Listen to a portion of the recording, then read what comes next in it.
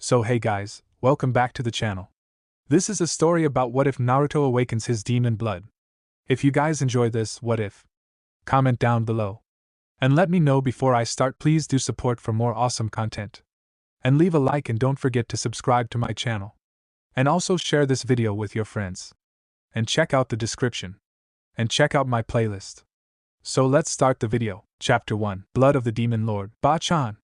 Roared the voice of Konoha's loudest resident, as he stormed into the office of the most powerful ninja in the village, his obviously furious and disheveled appearance causing the older blonde woman to skip her usual tirade at the genin's lack of manners. "What's happened to Naruto?" she asked, her recently awakened maternal instincts kicking into high gear as she realized just how beat up the boy she'd come to think of as her son was. His usually pristine jumpsuit was practically in tatters and soaked in blood that she really hoped wasn't his. His face had a few scrapes and bruises, but they were healing quickly thanks to the fox's chakra. "They've gone too damn far this time. I've put up with all kinds of shit from them in the past, but they crossed the fucking line," he yelled as he paced back and forth, shocking the Hokage as she'd never heard him use such language before. "Naruto, calm down and tell me what happened. I can't help you if I don't know what's wrong," she pleaded, hating having to see her son in such a state and not knowing why. Naruto looked at her for a few moments in an evaluating manner, before he took a few deep breaths and slumped into one of the chairs in front of the woman's desk. "It started when I went to meet with the team this morning." Flashback. It was 8 a.m. as Naruto Uzumaki strolled up to Team 7's designated meeting place, a small wooden bridge on the edge of town. Outwardly he was smiling, but on the inside the young blonde was being torn up inside. For the past few weeks things had been very tense within his team, even more so than usual. It had been brewing for weeks, especially after the Oto/Suna invasion at the Chunin exams. The team's dark-haired Avenger had been furious that his blonde dead last teammate had, again, defeated an opponent that he, a supposed Uchiha elite, could not. The first time had been during the mission to Wave, when Naruto destroyed the ice user that had effortlessly beaten down the Uchiha, leaving him in a temporary, near-death state. Sasuke had been able to pass this off as luck or a simple fluke, mostly because he was too excited about awakening his Sharingan to think about much else. But then, in the Forest of Death, the Dobe showed him up again, this time openly criticizing him and calling him a coward before doing battle with what turned out to be one of the legendary Sannin, Orochimaru. Again, he had managed to ignore the insult, as he was preoccupied with first the cursed seal, and then training for the finals. But when he had been rescued by the blonde after the monster Gaara had decimated him, he had nothing to distract him. Nothing to draw his ire away from his teammate, and so, as he sat, stewing in his hospital bed, the rage and disgust at both Naruto and himself continued to fester and grow. The Avenger's anger finally boiled over when Naruto had come to visit him, acting as cheerful and light-hearted as ever, like nothing had changed between them, but it had. And it was something that would change the history of Konoha forever. At first, it had started as a mere spar on the hospital roof. Quickly, though, it escalated to an all-out battle as Sasuke's fury took over and he attempted to remove his blonde obstacle, permanently. Fortunately, Kakashi had stepped in at the last minute and scolded the boys for their recklessness, his disappointment clearly evident, though it had little effect on the brooding Uchiha, who just felt as though Naruto had, once again, shamed his great name. That had been a week ago, but things had not improved. The teens were constantly at each other's throats, usually as a result of Sasuke's cutting and degrading comments, that seemed to affect the blonde far more than they ever had in the past. On several occasions, Kakashi had been forced to step in to prevent another altercation, and the Cycloptic had had enough. After their last scuffle he had warned the boys that next time he would be placing them both on report, something which would be a serious mark against their names, and a great hindrance to their progression as shinobi of Konoha. So, Naruto had decided that he would simply increase the intensity of his idiot mask. It had helped him in the past when things with the villagers had escalated to dangerous levels, and he hoped that it would help him to avoid conflict in his current situation. Fate and a certain Uchiha, however, seemed to have different ideas. The blonde's bright smile slipped slightly as he noticed that neither of his teammates were at the bridge when he arrived, which was unusual considering both had a tendency to arrive early. His shinobi sixth sense began to tingle and the blonde subtly slipped into a ready position, not wanting to alert any potential attackers that he was onto their plan. He was, therefore, only slightly caught off guard when a barrage of kunai emerged from the nearby forest, forcing the teen to leap backwards to avoid being repeatedly skewered. Scanning the trees for the source of the attack, Naruto's carefully constructed mask shattered when he saw both his teammates standing with proud smirks on their faces. "Sakura-chan? What the hell? Why are you throwing kunai at me?" he yelled, pained at being betrayed by the girl he had doted on for years, burning him more than any physical wound. Why? Because you are nothing but a filthy demon. That's why. I've finally been told the truth, you horrible monster. And now Sasuke-kun and I are going to finish what Yondaime tried to do all those years ago. Then we'll be heroes and Sasuke-kun will finally be given the respect and acknowledgement he deserves. Sakura yelled, shattering the tormented boy's fragile heart. For years, he had built walls around himself to keep back the pain and suffering that his cursed life generated, only letting a very select few people peek within those barriers to see the truth that lay within. And in an instant they were ripped away. The years of merciless scorn and torment, of brutal physical and emotional abuse, of debilitating, soul-shattering loneliness swept over the boy like a raging flood. And leading them all was his newest pain, the betrayal of the only person he had ever allowed himself to love romantically. The one person amongst his age group that he had thought for sure would accept him regardless of what he held, had scorned him, just like all the rest. He couldn't fight back the tears that flowed from his eyes as his mind was overloaded with all that he had held back throughout his short, but agonizing life. Eventually, however, one thing began to rise above the rampant tempest that was his current emotional state: rage. Ever since the day he was born, Naruto had been battered by hatred and disgust and fear, and once, when he was finally old enough to understand what was happening, he had lashed out against those that had wronged him. He had brutally beaten two much older boys that had been attacking him for using the slide at the public park. By the time he had finally been pulled off them, he was covered in blood, his knuckles were scraped and bleeding, his clothes were dyed red from the spatter that erupted from the children as he pummeled them even after they had long lost consciousness. When he had finally calmed down, his rage was replaced by fear and horror, not from the adults that were screaming at him for hurting their angels, but at himself. He had realized something terrifying at that moment: he loved blood. The feeling of it as it spattered on his face and clothes. The smell lingered in his nostrils even after the ANBU had taken him away and rinsed him off. The image of it, flowing and coating the two helpless boys as they lay, broken and destroyed in the middle of the crowded park. He was absolutely intoxicated by it, and that fact scared him more than anything he had ever experienced before. On that day he had vowed to never let his anger get the best of him, out of fear that it would bring back that horrible beast that he had become. And for almost a decade, he had succeeded. Even during his darkest times, his enraged fight with Haku, the frenzied attack on Orochimaru, and even his brutal battle with the demonized Gaara, he never once let himself go completely. But now the dam had broken and he was once again basking in the exhilarating freedom that came with completely letting go of your emotions. Before either of his young attackers could realize what had happened, Naruto had vanished, only to reappear in front of them, barely 5 feet separating the literally glowing blonde from his surprised and frightened teammates. "You have no idea what you have just done," the growled, his tone displaying a terrifying mix of absolute rage and contemptuous amusement. "And what is that Oni-dobe?" Sasuke taunted, his Uchiha arrogance too powerful to be overwhelmed by the terror assaulting his system at the moment. Naruto's eyes never once left the quivering form of his former love, as he raised his tightly clenched fist towards the Uchiha. "You've set me free," he answered calmly, which again only proceeded to freak out his teammates more. "Why, you're the Kyubi?"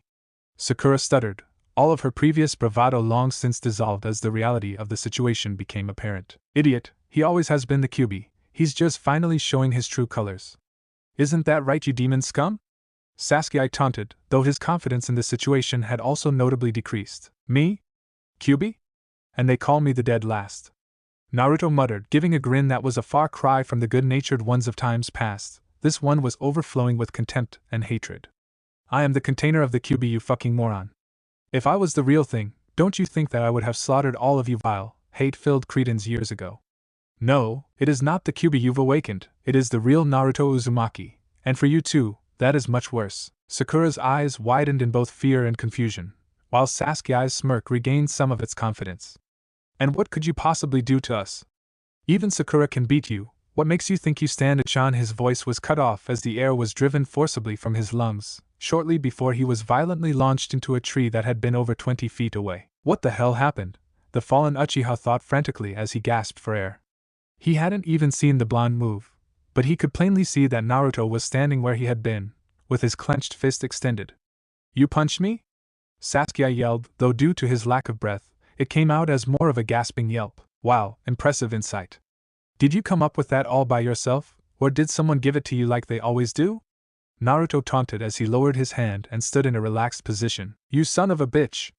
I'll kill you!" Sasuke roared as he got to his feet and charged his teammate, kunai in hand. Naruto avoided the enraged Uchiha's attacks effortlessly for a few moments before catching his wrist and squeezing till they all heard a sharp snap and the kunai fell from the limp hand. Sasuke gritted his teeth to contain the pain scream that was desperately trying to break free from his throat. This is the legacy of the mighty Uchiha clan? Pfft, I've seen more impressive kittens, and they aren't given even 1/100th of the advantages you are. Where is that genius intellect? Where are your superior Uchiha genes?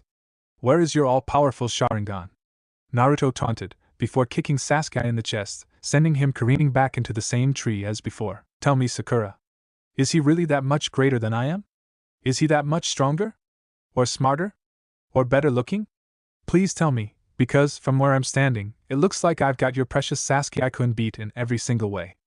So why is it that you and all the other pathetic whores of our class threw yourselves at this arrogant sack of inbred clan shit? Naruto sneered, his hauntingly intense sapphire eyes burning a hole in hers with their unyielding gaze. Sakura was speechless.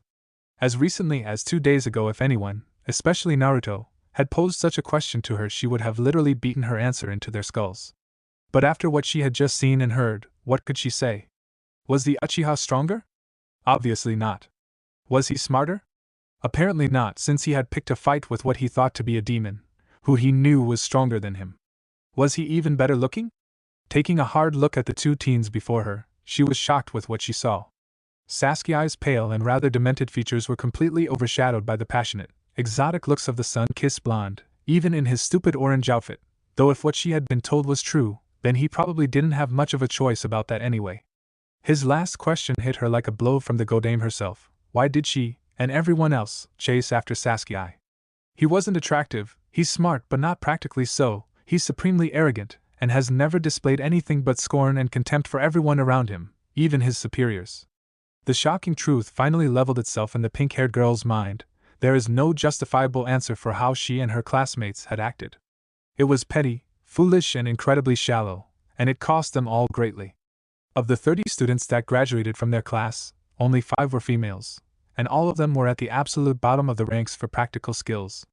The only thing any of them achieved in was the theoretical and academic aspects, all of which had proven completely useless the moment they stepped foot outside of the academy grounds. I don't. She muttered weakly, falling to her knees as she realized she had wasted literally half her life. I thought so. At least you can finally see the truth, he said as he turned away from the sobbing girl. Don't turn your back on me, you fucking monster! Sasuke yelled as he again charged Naruto with his kunai drawn. Before he had even taken 3 steps, the Uchiha felt crippling pain in his healthy wrist as Naruto savagely kicked it, his chakra and force blow more than enough to shatter the bones. The blonde then landed a brutal spin kick to his head, fracturing his jaw and once again sending him flying through the air. This time, though, the assault did not let up, as the Ferocious appeared behind the airborne Avenger, driving his knees into his back, forcing even the stoic Uchiha to let out a scream of agony. Launching his attacker up off his knee, Naruto proceeded to pummel the arrogant genin mercilessly for more than a minute, before finally letting his broken and battered form fall limply to the ground. Remember this lesson well, Uchiha. Choose your enemies very carefully, cause not everyone will stand by as you tread on them. Naruto crouched down, bringing his head close to that of the barely conscious Avenger. Consider this your warning. Cross me again, and I will bathe in that famous Uchiha blood of yours. Naruto threatened darkly, the almost giddy anticipation in his tone at the mention of his blood sent shivers down Sasuke's bruised spine. Get away from the Uchiha demon! Yelled a new voice as a dozen ANBU appeared from nowhere, surrounding the teens. Naruto looked up at the new arrivals and almost burst with hatred as he saw their blank face masks. The blonde knew all too well what that meant, taking another anonymous mission without the Hokage's permission. It's been a while since any of you tried this one. So who put you up to it this time? The villagers? The council? Naruto chuckled when he saw one of them flinch slightly at that. The council, huh? That takes me back. Those guys haven't tried a direct attack for nearly 5 years, though since the Sandaime is gone, I'm not really surprised. He shook his head as he stood up to face the squad of shinobi, all of whom could probably beat him in a one-on-one fight, let alone all 12. For attacking and grievously wounding a fellow shinobi of Konoha, you are hereby sentenced to death, with the execution to be carried out immediately. The same voice declared, causing Naruto's rage to increase even more. You planned this. You told Sasuke and Sakura about the Kyuubi because you knew they'd attack me, and either they'd kill me or I'd wound them, giving you an excuse to finish the job yourselves. The blonde growled, his body literally trembling from his intense anger. The masked men said no more as they drew their swords and moved to attack the blonde genin. He managed to avoid the first few swipes, and even took one out with a lucky kick that broke his neck. But it wasn't long before his body was being torn apart by the ruthless slaughter. After some time the attack stopped and Naruto fell weakly to his knees, the pain and blood loss killing him, even as his wounds healed surrounded by a faint red glow. He managed to lift his head as one of the men stepped forward, his sword raised to remove the boy's head, a wound not even the Kyuubi could heal. Surprisingly, Naruto did not feel the fear or even the anger that one would assume he would in such a situation. Instead, the blonde allowed himself to be lost in the strange soothing sensation that had started shortly after the attack began. He had no idea what it was, or where it was coming from, but he didn't care. It felt like the comfort he yearned for when he was younger. It felt like the family hugs he saw children getting when they were upset. He felt like everything he could ever need, and he was more than happy to lose himself to that feeling as his suffering finally drew to a close. He closed his eyes as he waited for the inevitable, reveling in the peace that had somehow settled over him. Suddenly, though, the feeling was gone, instantly cut off, leaving in its wake only the rage and sorrow and hatred that had so recently overwhelmed the boy's tortured soul. His eyes snapped open. He would not die with this feeling in his heart. He would continue to live, continue to struggle, until he regained that peace he had momentarily grasped. Only then, only when he had recovered whatever that feeling was, would he allow himself to leave this world. Staring his death defiantly in the eyes, he felt a new power surge through his body, the intensity and concentration of the power matched only by what he felt when using the Kyuubi's chakra, though the feel of this power was different.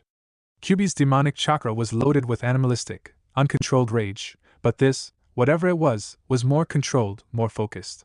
Also, unlike the Kyuubi's chakra, which was clearly coming from an outside source, this power was his. It came from within him, and it came for one thing: blood. Whatever the hell this power was, it yearned for blood like a desperate junkie looking for a fix. Naruto had no idea what he was supposed to do with the blood once he got it. All he knew was that he needed it. Now, the lead ANBU grinned widely behind his mask as he brought his ninjato down, aiming to remove the head of the demon brat, and finally avenge the deaths of his friends and family. His smirk vanished, however, when his blade was stopped, caught in the hand of the boy he was trying to execute. He was shocked to find that he couldn't bring his sword free, even as the blood poured from the boy's hand. His shock turned to horror as he noticed that the blood from the wound wasn't falling to the ground, or even trailing down the genin's arm. It was traveling up the blade and onto his hands. "What the fuck are you doing, demon?" he yelled, desperately trying to free himself from the blonde's grasp as the blood began to encircle his hands. The blonde said nothing, as everyone, himself included, watched in fascination and horror as the blood began to visibly tighten its hold on the man's hands, to the point that there was an audible crack, followed by a scream of pain from the ANBU leader. The blood is acting just like Gaara's sand, Naruto thought, the intense bloodlust temporarily overwhelmed by curiosity. I wonder what else it can do.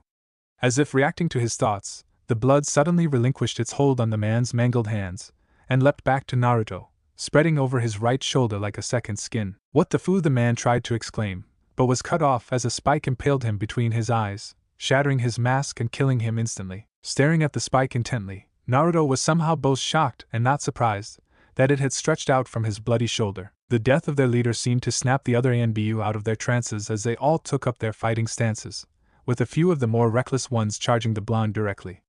Naruto's eyes widened in fear, then amazement as the blood spike dissolved back into his shoulder, and was joined by the copious amounts of his blood that had been staining his clothing. The increased volume allowed the blood to spread, covering everything from his ribs to his shoulders, front and back. Not bothering to consider this development, the attacking ANBU were caught off guard as the blood lashed out at them, defending perfectly against the multitude of attacks the highly trained shinobi were showering on the boy. Snapping out of his own stupor, Naruto decided to go on the offensive and charged one of his masked attackers, picking up the defeated leader's sword as he ran. His strikes were amateurish at best, but his unpredictability, stamina, and intoxicating bloodlust were more than enough to overwhelm the more experienced swordsman. Within moments, the masked nin fell, a gaping slash flowing with blood in his throat. Naruto barely spared the man a glance, too caught up in his quest for blood to realize he had just made his first kill. He found his blood defense had defeated two more ANBU that had apparently tried to attack while he was distracted, only to find themselves gravely wounded and missing limbs as the blood skin formed blades and lashed out at anyone that came close, defending him, even from projectile attacks, without the genin even thinking about it. The defense is automatic, like the sun demon from the exams. One of the ANBU yelled after having a barrage of kunai aimed at the boy's blind spot deflected harmlessly by blood blades. This discovery managed to enter Naruto's mind through the lusty haze and brought a wicked grin to his face as he remembered how difficult it had been for anyone to get past his fellow Jinchuriki's sand defense. His grin only served to unnerve the already rattled ANBU further, which was key in their eventual downfall. As the battle continued and more of the masked Nin fell without the blonde sustaining so much as a scratch, their attacks and defenses became increasingly sloppy, leaving a plethora of openings, all of which the blonde was all too willing to exploit. Only 10 minutes after the bloody battle began, it was over, and Naruto stood in the clearing, surrounded by the bodies, intact or otherwise, of 12 ANBU. Once the battle ended and his bloodlust ebbed, the blonde was somewhat surprised that he was not disgusted by the gore-filled scene that lay around him. Rather, he found himself intoxicated by the presence of all that blood, as he was all those years ago after his first slaughter. Only this time, he wasn't afraid of the feeling, rather, he was fascinated by it. Why am I so attracted to blood? Is it because of the fox or is it due to whatever this weird blood power is? And where the hell did that power come from anyway? I've never been able to do that before, why and how has it awakened now? And what the fuck was the council thinking, sending Sakura and the team as bait to lure me into a trap? Those manipulative bastards have gone too damn far this time, he declared mentally as he set off towards the Hokage Tower, absently noting that Sasuke and Sakura had disappeared before the start of the fight. Flashback and then I came straight here. Naruto finished, leaving a heavily frowning Tsunade to stare at him in silence. The older blonde was awash with a flood of contrasting emotions. She was suspicious and angry at the council and the Uchiha, she was saddened and concerned for her surrogate son, and she was frightened and amazed at the new ability the blonde had awakened, and its possible implications. Letting out a long sigh, she turned and looked out the window towards the Hokage monument. What would you do, sensei, grandfather, granduncle, Minato? She asked internally, letting her thoughts wander to the great men that had preceded her, and how they would have dealt with such a situation. After a few minutes, she turned back to the blonde, who was trying to control the blood that still covered his upper body. I think it'd be best if you left the village for a while, she said calmly, though her expression was anything but. Naruto sighed and nodded, surprising the older woman. I was thinking the same thing. It may not be safe to have me in the village until I get whatever this thing is, under control. And I could definitely use a break from the villagers and all their bullshit, plus the council won't be able to do shit if I'm not in the village. Tsunade nodded in agreement, shocked by how well the boy was dealing with the situation, though she hid it well. The timing is actually quite good. Jiraiya will be returning from a mission in a few days. You can go along with him. Hell, I can probably convince him to take you as his apprentice. As much as I appreciate the offer, Bachan, I would prefer to go alone. I've never really had time to be by myself and think about who I am and what I want, without having someone around hassling me or interrupting. I think a trip by myself will be a great help to me figuring out some important things. Plus, the idea of spending a few years with that pervert sounds about as appealing as handing myself over to the villagers, bound and gagged, he said dryly, earning both a chuckle and a frown from the conflicted woman. Okay, Naruto. I'll mark it down as a S-rank reconnaissance mission, so nobody will be able to find out where you are or what you're doing. That should keep those pricks on the council off your ass, at least until you come back. Naruto smiled warmly and gave the busted woman a loving hug as she rose to see him out. Thanks so much for this. And I want you to know that if I ever had a mother, I would want her to be exactly like you. I love you. Kaa-chan, he said softly, as both of them began to cry. I love you too, Naruto-kun. Be sure to keep yourself safe out there. I don't think I'd be able to cope if I lost you too, she pleaded desperately. Naruto pulled back from their embrace and looked into his mother's teary, hazel eyes. I promise you, on my dreams and everything that I hold precious, I will return to you, he declared, his voice filled with nothing but love and determination. Tsunade only nodded, not trusting her voice anymore, as the young blonde embraced her one more time and left her office, soon to be leaving her village and her protection. The thought of him alone in the world scared her immensely, but in her heart she knew that no matter what happened in the world, her son always kept his promises. He would be back, and until that day she would wait and prepare, determined to make the young blonde's life better, and she knew just where to start. Shizen! She yelled, summoning her teary-eyed assistant, who had no doubt been listening in on the conversation. Hi, Tsunade-sama? The dark-haired woman said as she bowed to her long-time master and companion. Bring me all the hospital records for the 3 months leading up to the ANBU attack, as well as all of Naruto-kun's medical files. I'm going to find my son's parents. Chapter 2. Blood of the Demon Lord 2. It had been more than 3 years since they had begun rejoicing the sudden departure of their resident demon, Well, most of them did. There were a select few that missed the blonde troublemaker greatly. Amongst them were the Godame Hokage and her assistant, the boy's adoptive mother and sister, the Konoha 12, minus Sasuke, who were his peers and friends, and the owners and operators of a particular ramen stand, whose business had plummeted nearly 50% in the boy's absence.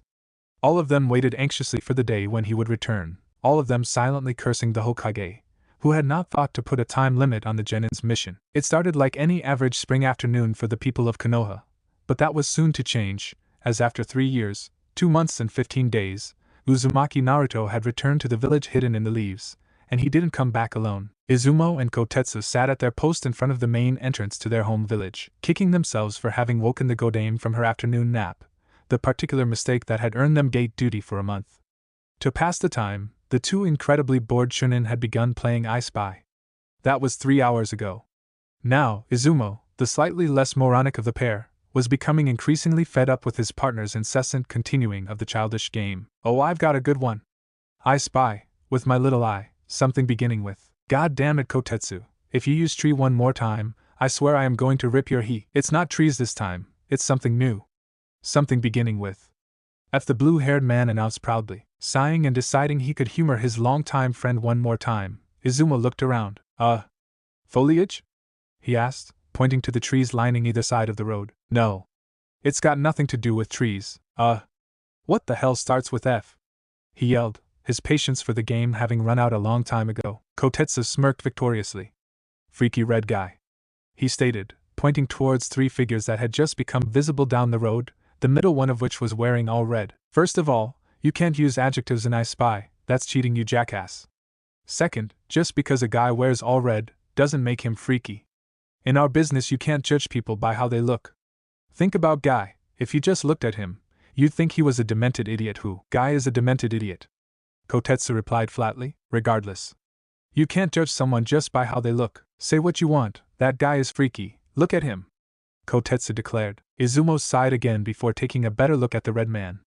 He was a little taller than average, about 6 feet if he had to guess. He had shaggy blonde hair, with blood-red streaks running through it that hung loosely around his head, almost covering his eyes. His clothes, for the most part, looked to be standard-issue shinobi gear, long, loose pants, a tight long-sleeve shirt, and average sandals. The only things that made him stand out were the heavy cloak draped over his shoulders, the mask covering the lower half of his face, and the fact that all of the clothes were crimson, and if you looked closely at them, almost looked like they were composed entirely of a liquid, rather than any fabric, making it look eerily like he was wearing an outfit made entirely of blood. Okay, he is freaky. What the hell is with those clothes? Izumo asked quietly, since the travelers were now within hearing range. They are part of my Genkai. Freaky red man answered as they strode up to the check-in station. Both Chunin jumped at the man's deep, gravelly voice. If they were women they may very well have swooned at the sound. Really? And what Genkai is that? I've never heard of one that involves clothes before. Izumo asked, putting on his serious face in front of the strangers. You don't need to know.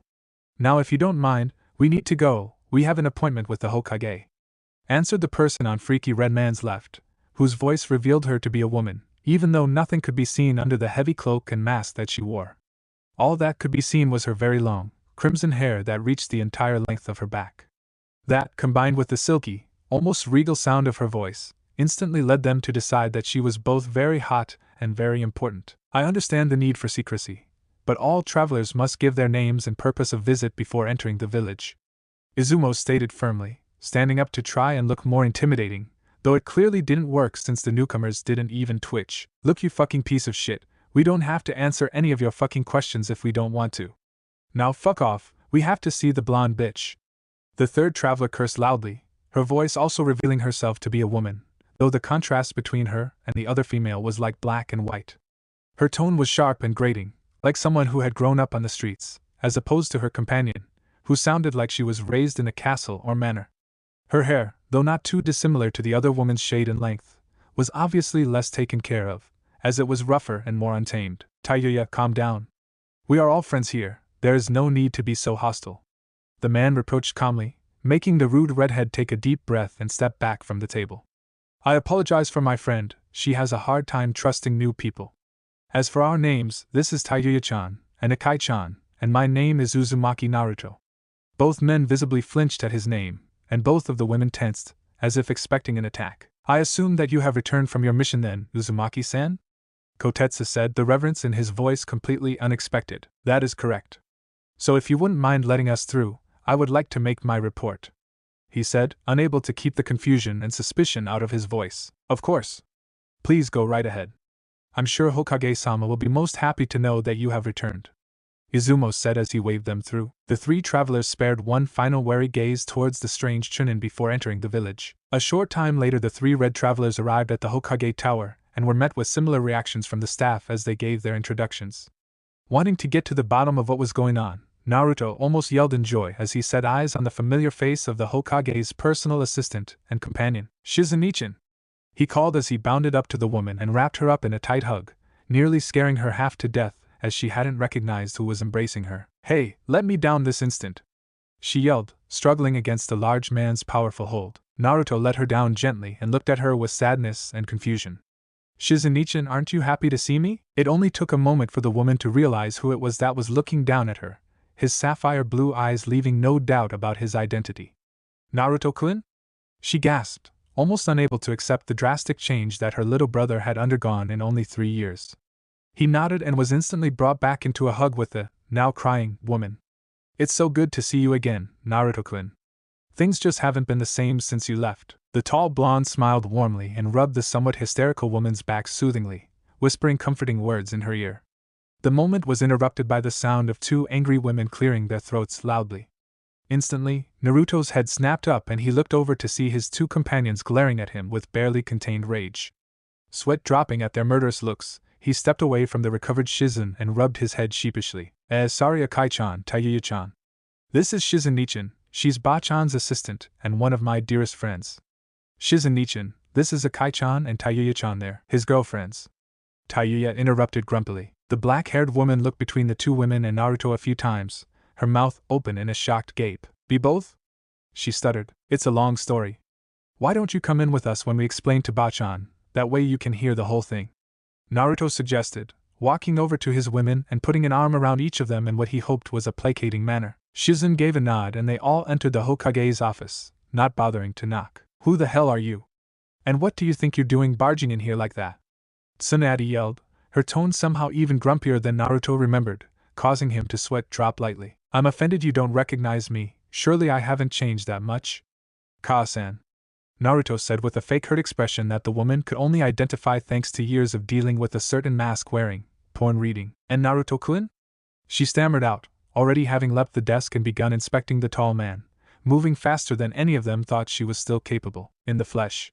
It's good to see you again, Ka-san," he said with a wide smile. Tsunade said nothing more as she pulled her son into a tight embrace that may have broken bones if it wasn't for his impressive conditioning. He rubbed her back gently as she began to shed tears of joy, holding no shame in her emotional display at seeing her favorite genin back home safely, and apparently having grown into a powerful young man, if his presence and aura were anything to go by. After a few minutes of quiet assurances and soothing words from the younger blonde, Tsunade regained her composure and stepped away from the young man, wiping her eyes clear of tears as she did so. "So Naruto-kun, would you mind telling me why you haven't written for 3 years? Or how you grew so much in only 3 years? And who are these two people?" Tsunade asked, her stern Hokage voice coming back after a brief absence. Naruto sheepishly rubbed the back of his head and ushered for them all to sit down. "It's kind of a long story, but I guess it starts with..." Flashback. It had been 6 months since Naruto had left the village hidden in the leaves and, for the most part, things had been uneventful. He had merely been traveling from town to town, seeing the sights, meeting people and generally enjoying his anonymity. That had not been the case today, however. No, today he had been involved in the most desperate, terrifying battle of his life, and he had only just survived. But it was not thanks to his own merits that he had survived. Sure, his newfound prowess with his blood manipulation was helpful, but he owed his existence to one being, the Kyuubi. Had it not been for his tenant, the 12-year fiasco that was Naruto Uzumaki's life would have come to an end. Deciding that he was not going to be an ungrateful vessel, Naruto began to meditate, using a technique he had discovered to bring himself into the domain of his powerful prisoner. After only a few minutes, the boy found himself in the somewhat familiar tunnels of his mind, ankle-deep in that unidentified liquid that he had never gotten around to asking about. Shrugging thoughts of the suspicious fluid out of his mind, Naruto wandered down the paths, following the simultaneously intimidating and comforting sound of the demon's heavy breathing. "Hey, Fox," he greeted as he entered the large cavern that housed the cage of his prisoner. "What do you want, human?" The enormous fox growled. "Relax. I just wanted to say thanks for helping me out there. I'd have been done if it wasn't for you," Naruto explained, giving a respectful bow that made the ancient demon raise an eyebrow. Or whatever it had instead of eyebrows. "Foolish child. If you had died, I would have gone with you. Besides, I always appreciate the chance to punish you pathetic cretins." The Kyuubi laughed. "Punish? What are you talking about?" Naruto asked, confused by the demon's choice of words. "Before I was sealed into your disgusting little body, I was a servant of Kami, and it was my job to seek out and punish those that had been deemed particularly vile, or acting in opposition to Kami's laws. Did you not ever wonder why I attacked your village?" Naruto paused to consider this. Truthfully, he had never thought about the reason why Kyuubi would have attacked his village. It never seemed important, but now that he thought about it, it did matter. "Honestly, I never did. Everyone just assumed you were some mindless beast looking for destruction," he replied sheepishly. "Foolish humans. Always overlooking the important details in favor of the simplest answer. And you wonder why we call you stupid." The demon muttered as it shook its large head. "Hey, with all the shit those dumbass villagers put me through, I'm exactly inclined to disagree. But there are some good people out there," Naruto defended. "Perhaps. But I maintain that the vast majority of your kind are barely above the mindless beasts you call demons." "I don't understand, aren't you a demon?" Naruto asked, once again confused by the fox. Kyuubi let loose a barking laugh. "You humans truly know nothing of the world surrounding you. There are 4 levels of immortals in this world. The lowest are what are commonly known as demons. These are mostly mindless beasts that wander around, causing mayhem and destruction, possessing humans and the like. Next, there are the greater demons. These are similar to the lower level kind, but are capable of conscious thought, and are usually much more powerful. An example of one of these was Morio, who attacked a country not far from here a few years ago and was sealed by a local priestess. Above them are the demon lords, such as myself and the others, though personally I always thought Shikaka shouldn't have been counted as one of us, the chubby psycho." Naruto cleared his throat, bringing the demon lord out of its mutterings. "Anyway, then above us is Kami, who is supremely powerful and can never be defeated blah blah blah. Mind you, that lazy bastard hasn't done anything in more than a millennium, always making us do his dirty work." Naruto's sweat dropped at the sight of an immortal fox bitching about its boss like a whiny teenager. He cleared his throat again, bringing the fox back to the topic at hand. "Oh, and there used to be another level in between us and Kami, the demon royalty, but they were wiped out millennia ago, when they tried to overthrow the big boss. Dumbass. Even if he never does anything, everyone knows you don't screw with the guy that made you. That's just common sense." "I see. But what does this have to do with why you attacked Konoha?" Naruto asked. The fox paused for a moment, then let out another barking laugh. "Nothing actually. I guess I got a bit sidetracked," it answered simply, causing Naruto to face fault in classic anime style. "So why did you attack Konoha?" he asked impatiently. "I didn't. Well, not at first. I was sent to take out a few people in your village that had been toying with Kami's laws, trying to gain immortality and a few other things humans were never meant to mess with. Now usually, if it was only a few weak mortals, I would have gone in my human form and done it quietly, but some of the lower demons had been pissing me off recently, so I went in my true form. Naturally, when your stupid villagers saw a gigantic fox heading towards them with an apparent intent to kill, they didn't bother asking questions, they just assumed I was going to kill them all, and they attacked me. Being that I was already pissed off and they were stopping me from completing my objective, I kinda retaliated. And the rest is history. I killed a few hundred ninjas, then that blonde bastard appeared out of nowhere. Next thing I know, there's a bright flash of light and I'm stuck in this dump." Naruto gaped at the blasé-looking demon. "So you killed hundreds of people and ruined my life, because you were pissed off at some lower demons that had been annoying you?"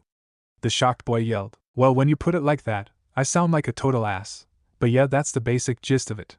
To be fair though, if the people I killed were anything like the ignorant bastards that have been torturing you all these years, they got what was coming to them." Kyuubi replied defensively. "Okay. Well, thanks for the help in the, interesting history lesson.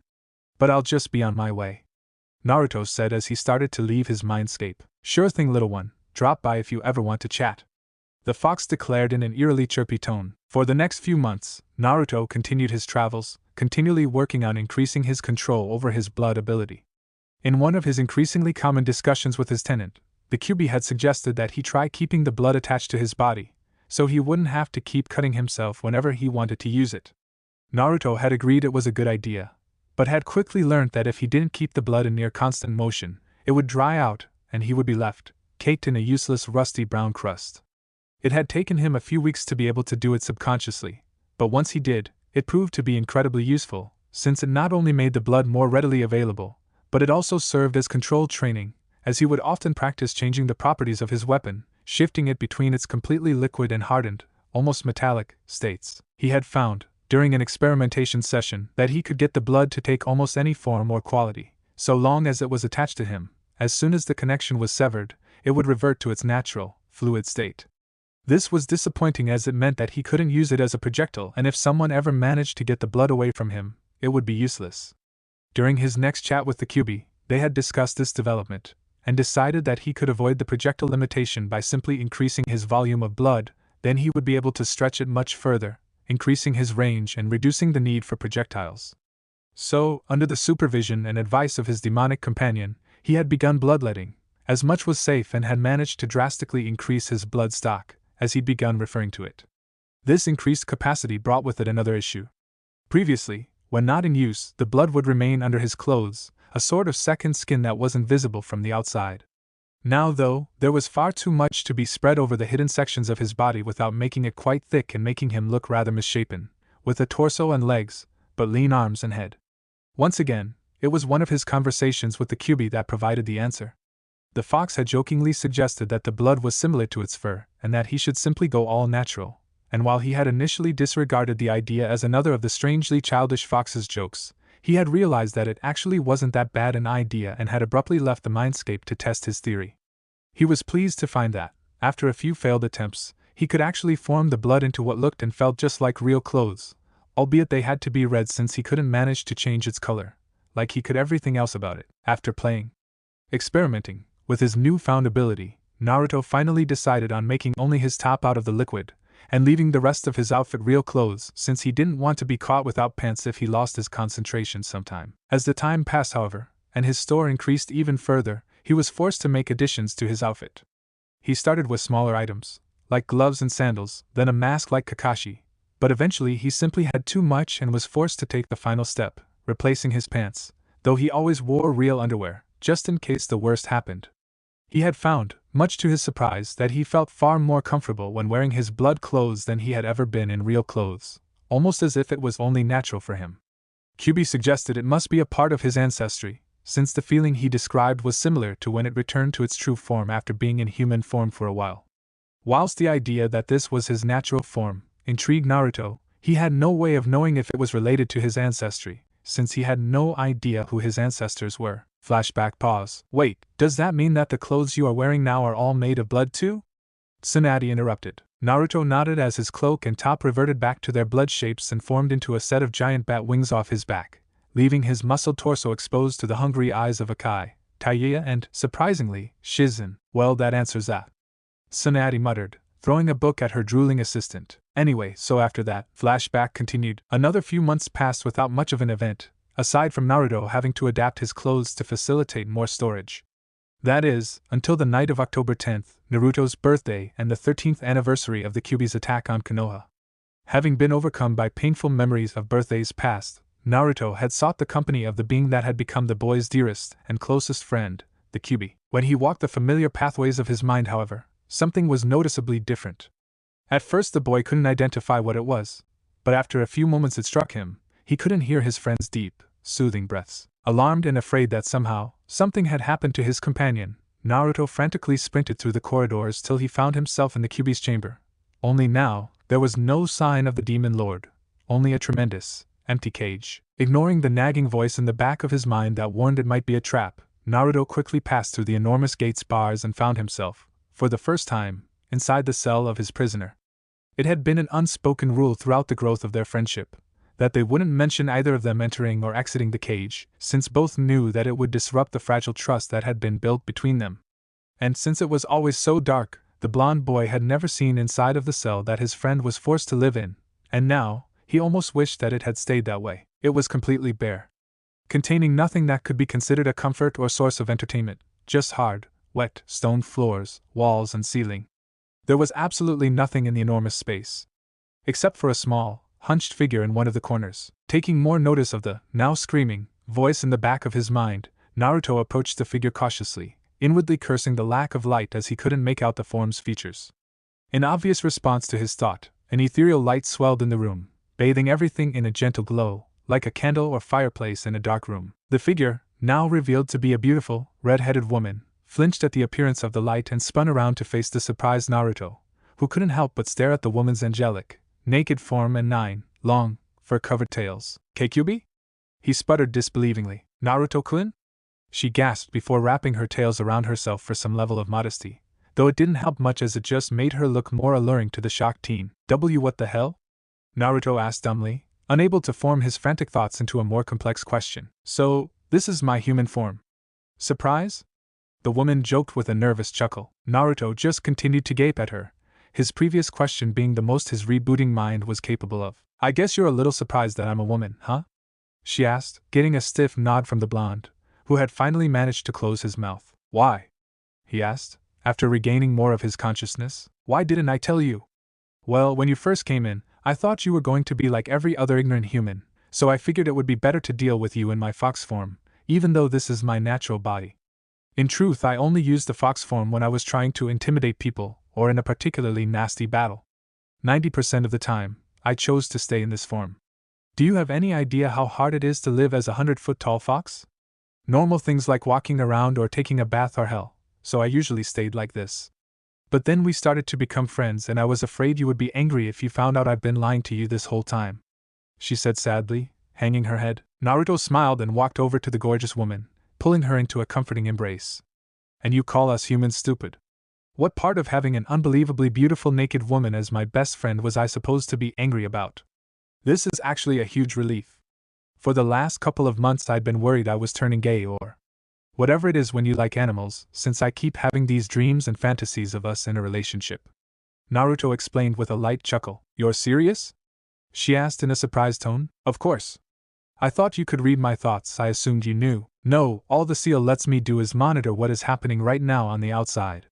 Aside from that and sending my chakra to heal or strengthen you, I can't do anything from here," she explained. "Kami, that must be boring. No wonder you're always trying to get me to come in here and talk to you," Naruto exclaimed. Kyubi pulled back from the embrace and looked away from her container shyly.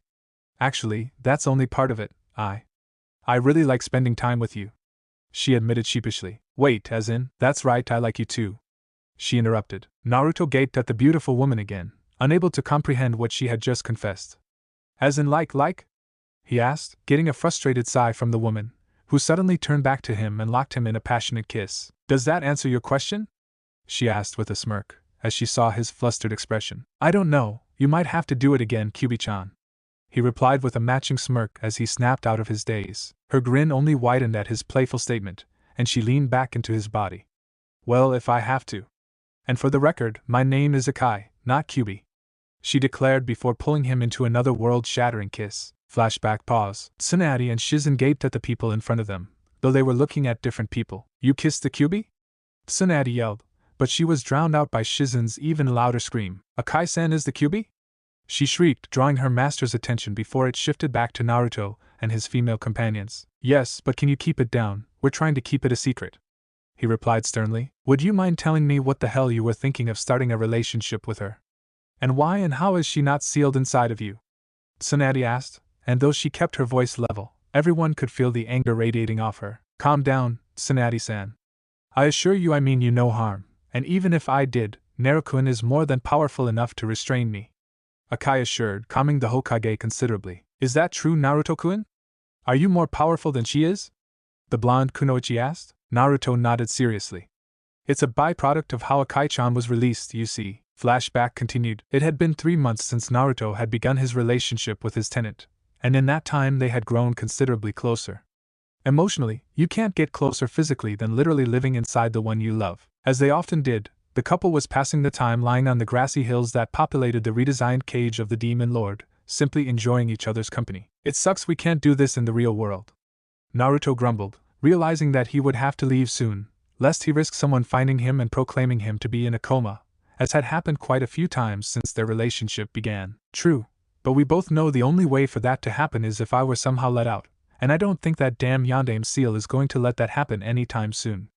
Akai replied, snuggling deeper into her man's side as she too realized their time was almost up. That's it. We can remove the seal, Naruto exclaimed, sitting up abruptly and accidentally throwing his love off him. You know we can't do that. We don't know what will happen. We could both die, or even if we didn't, who knows what the influx of demonic chakra would do to you. It's not worth the risk. The redhead reprimanded as she stood up, dusting off the kimono she wore despite Naruto's complaints. Naruto had let the matter drop, or so it seemed, as 3 days later, Akai woke as her entire domain began to quake and fluctuate wildly, as if it was unstable. Quickly guessing what the problem was, she raced to where the manifestation of the seal was now located and was horrified to find Naruto, writhing in agony on the ground, the torn piece of paper clutched in his hand. Naruto-kun! She screamed as she ran over to his side, wrapping him up in a tight embrace to try and give him some comfort from the obviously excruciating pain. What the hell were you thinking?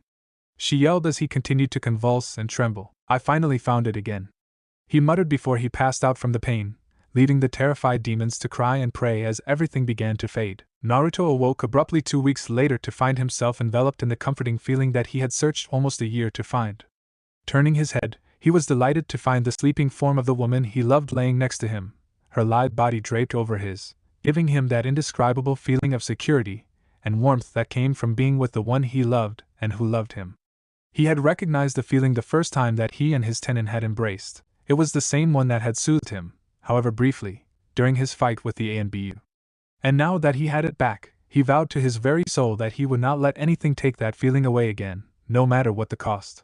So when he had realized that he had an opportunity to set the being that gave him that feeling free, he didn't hesitate for a moment, regardless of the possible costs to himself. He smiled warmly as he saw the sleeping beauty begin to stir, shifting slightly so that they were eye to eye when her ruby-red orbs finally opened. Morning, Akai-chan, he said softly, before yelping in pain as she whacked him over the head. You stupid son of a bitch! What the hell were you thinking about removing the seal without even telling me? I could have helped you prepare for it better, you dumb bastard!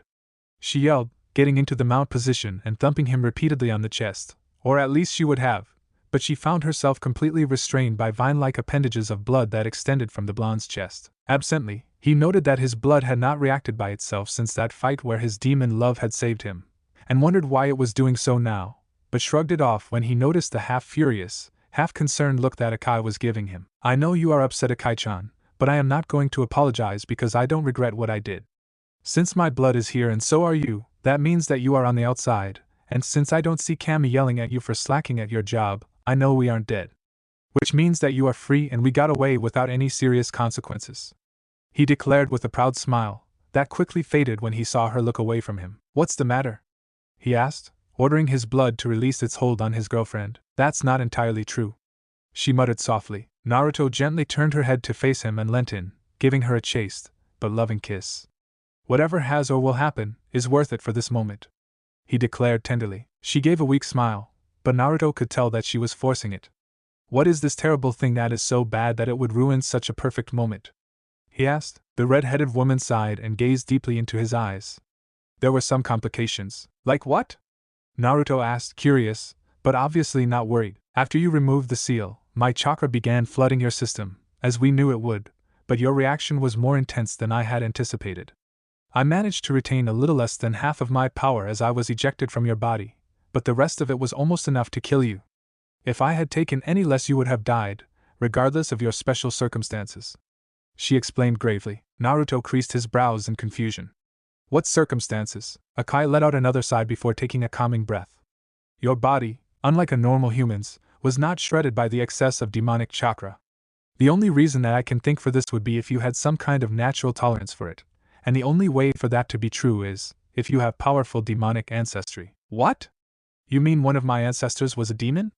He asked, surprised by the coincidental information. Yes. But not just any demon. The only way that you would be able to handle my level of demonic chakra would be if the demon was at least as powerful as me. Wait, but that means that it had to be either Kami or you. You're my ancestor. Oh, that is fucked up. deeply disturbed by his feelings for his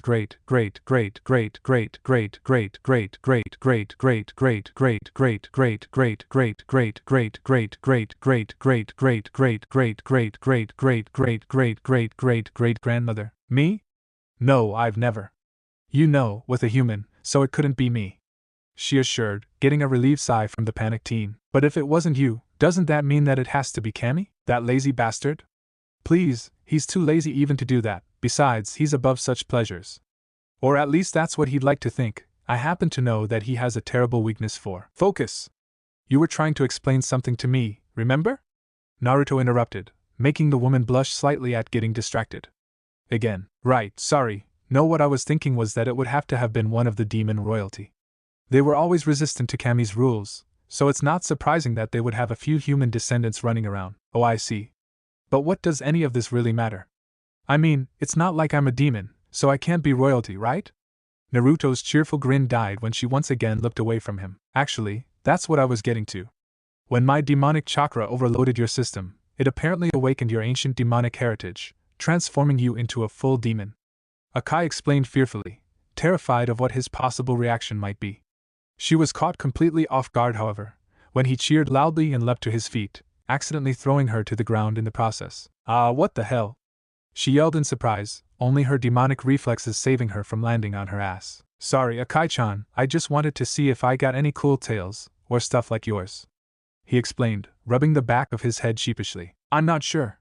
When I woke up we were both in our full human forms, though I have no idea how, so I haven't seen your true form. I doubt it'll be like mine though. They are the only demons that have animal features. The royalty were all completely unique beings. I seem to remember one of them being red and being able to manipulate his body, which is somewhat similar to your blood ability, so maybe he was your ancestor. If that's true, it's probable that you will look like him. Which frankly, would be a good thing. He was probably the most normal looking of them, the rest were freaks with 5 legs and crazy crap like that, she said, striking a thinking pose as she tried to remember the long-lost memories. Well, there's no point in speculating. How do I transform? He asked, clearly eager to see his new form. It's easy, just… Oh, I didn't think of that, she said suddenly. What? He asked impatiently. Well, the way I transform is to imagine my other form, then will it become real. But I don't know what my true form looks like, Naruto exclaimed, getting a nod from the demoness. Well, your ancestor, from what I remember, was completely red, which, assuming his abilities were similar to yours, implies that he covered himself in his blood. Maybe you should try that, she suggested with a shrug. Naruto thought about it for a moment before deciding that it was worth a try. He tried to focus on his blood as he used to, and was pleased to find that it worked much faster and much easier, though it caught him off guard at first since he was suddenly being swallowed by the crimson liquid. Stifling a scream as it crept further up his face than ever before, he almost lost composure as it completely covered him, leaving nothing but a scarlet silhouette. After a few moments of nothing happening, he was about to pull it off when he was suddenly overcome with a wave of new sensations as his body began to warp and shift. His bones and muscles began to tear and reform, considerably larger and longer than before. His eyes changed completely, becoming completely white before they flattened and stretched, becoming egg-shaped and roughly the size of his palm. His mouth opened as he let out a scream, only it stretched and widened to the point that he could probably eat a chicken whole. And his teeth all grew, becoming sharper and longer, reminiscent of Akai's in her fox form, only they were all long, not just the canines. Even his tongue changed, becoming much longer and round, till it looked almost like a slimy rat tail. After almost a full minute of the agonizing transformation, it ended and the new, fully demonized Naruto stood panting in front of his shocked love. What happened? He asked, his voice completely different, sounding like a more feral version of Akai's demonic growl. You've finally taken your true form. Akai said. She walked over to him and pulled him into a comforting hug. Everything is different, he gasped as he took in the world through his new senses. His eyesight had changed dramatically, he could now see a much wider range, and everything was in much sharper focus, even things that he wouldn't have been able to see previously, like the individual leaves on a tree that was more than 100 meters away. They also seemed to be drawn to movement, as he suddenly focused sharply on a deer as it leapt out of the tree line into the clearing their camp was set up next to. His senses of smell and hearing were both also greatly improved, and also seemed to focus on particular sensations, as he smelt the deer and heard its heart beating. One thought was heard in the new demon's head as he took in his environment. I'm a predator, he declared. That's right. You're a demon now. That means that you are the top of the food chain, and your senses and instincts are programmed as such. But you must learn to control those instincts. If you do not, you will become no better than the mindless beasts of the lowest levels. Naruto nodded his head, fighting the powerful urge to slaughter the innocent animal. Slowly, he turned his head towards his love, but this proved to be a mistake as he was almost overcome with even more powerful urges. One by one his senses locked on to her, and he was nearly overcome by it all. Her heavenly, animalistic scent, the glistening sweat that trailed down her gorgeous curves, the strangely enticing sound of her strong, calm heartbeat, he felt for the first time that he was truly noticing her, and it was pushing him over the edge. Noticing that his intense study seemed to be locked onto herself, Akai didn't have to struggle to guess at what was happening. Fight it, Naruto. You aren't an animal, you're better than this, she declared, but even the movement of her lips and the glimpses of her sweet tongue were too much, and the new demon let out a mighty roar before stalking towards what his instincts were loudly declaring, his mate. Now, being that she was far more experienced and composed than the young man approaching her, she could have overcome their power discrepancy and restrained him, but for the life of her, she couldn't find the will. She wanted this just as badly as he did, and she was sick of fighting her instincts when it came to the man that had wholly claimed her heart. So instead of continuing the charade of disinterest, she reverted to her own demonic form, letting out a howl of reply as her teeth, nails and ears became beastly, and she sprouted 4 wildly swinging tails, shredding her robe in the process. His mouth hung open as his heightened senses took in all that was Akai, easily the single most beautiful creature the world had ever known, her perfect, pert breasts, her tiny rose-colored nipples, her tight, flat stomach, her flashback paws. Okay, I don't think we need to hear any more about that part of the story, Tsunade declared, ignoring the disappointed groans from the 3 other women in the room. Ah, right. Sorry, Ka-san. Okay, so it was about a week later that we got control. A week?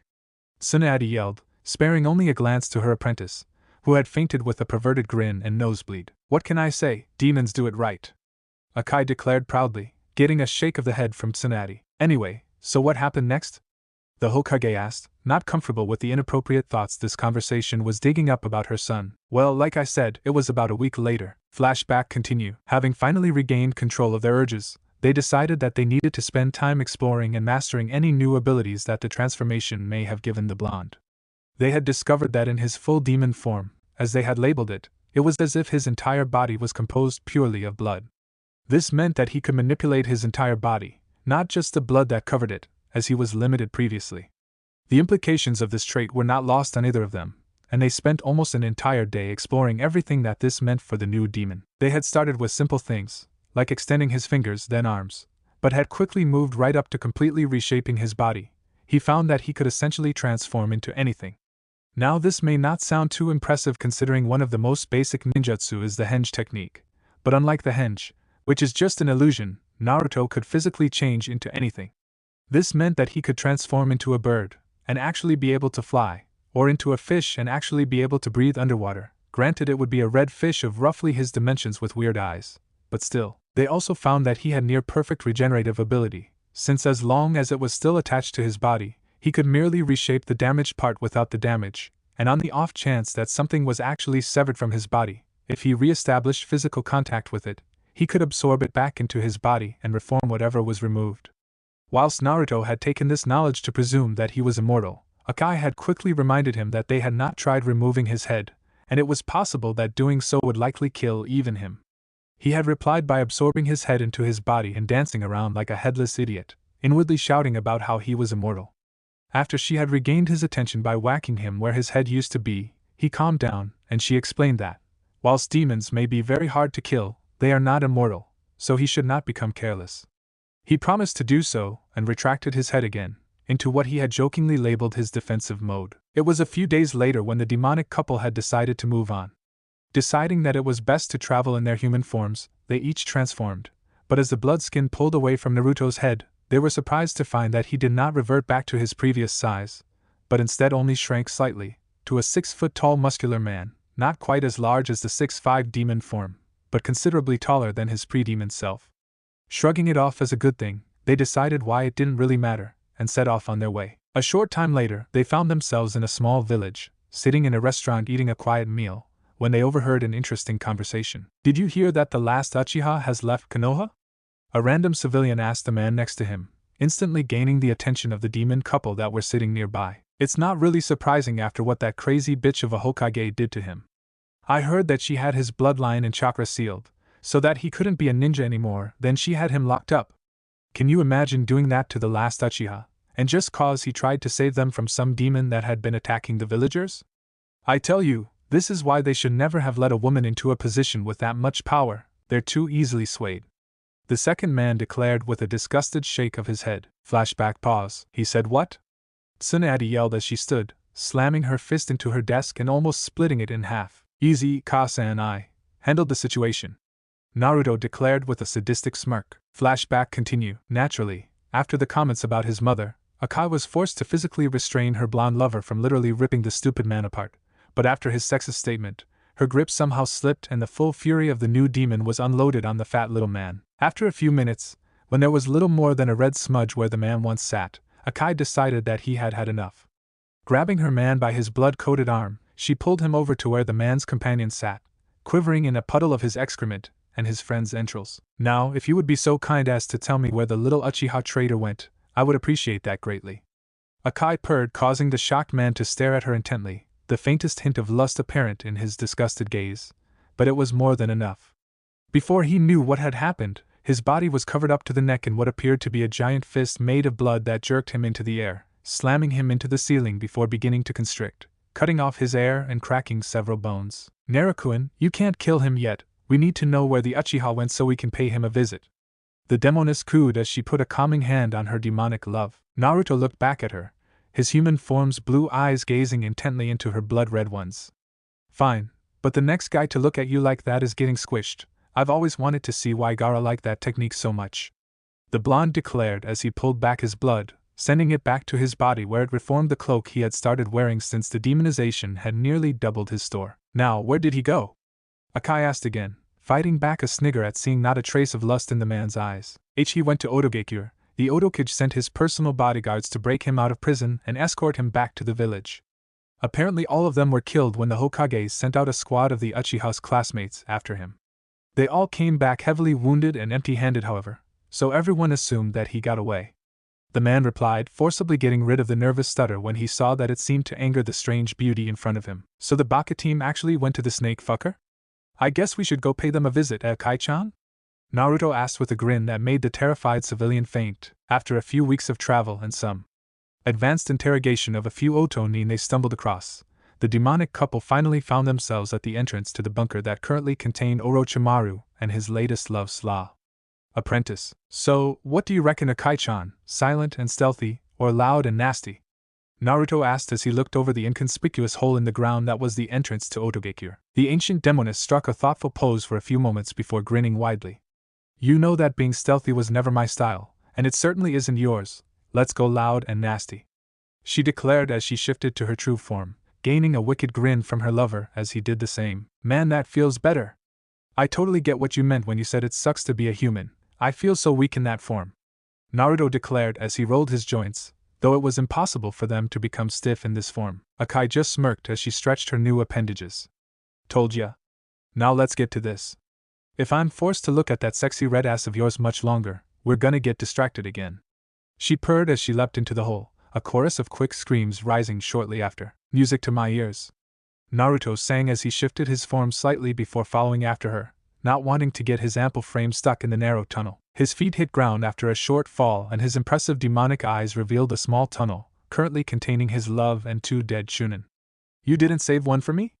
He whined, a strangely terrifying sound considering his demonic voice. You can have the next ones, she replied, somewhat disturbed by his vicious mouth pouting. Yay! He squealed like a teenage girl. A big, red, demonic teenage girl. Shaking her head at his silly antics, she pointed down one of the 3 passageways. That one has the Uchiha's scent. Naruto's foolish childlike persona was instantly replaced with that of a seasoned warrior, as he stopped jumping and gave her a serious nod, before starting down the tunnel. After a few minutes and a few more pathetic guards, they found a large steel door which the Uchiha's scent disappeared behind. This must be the team's room.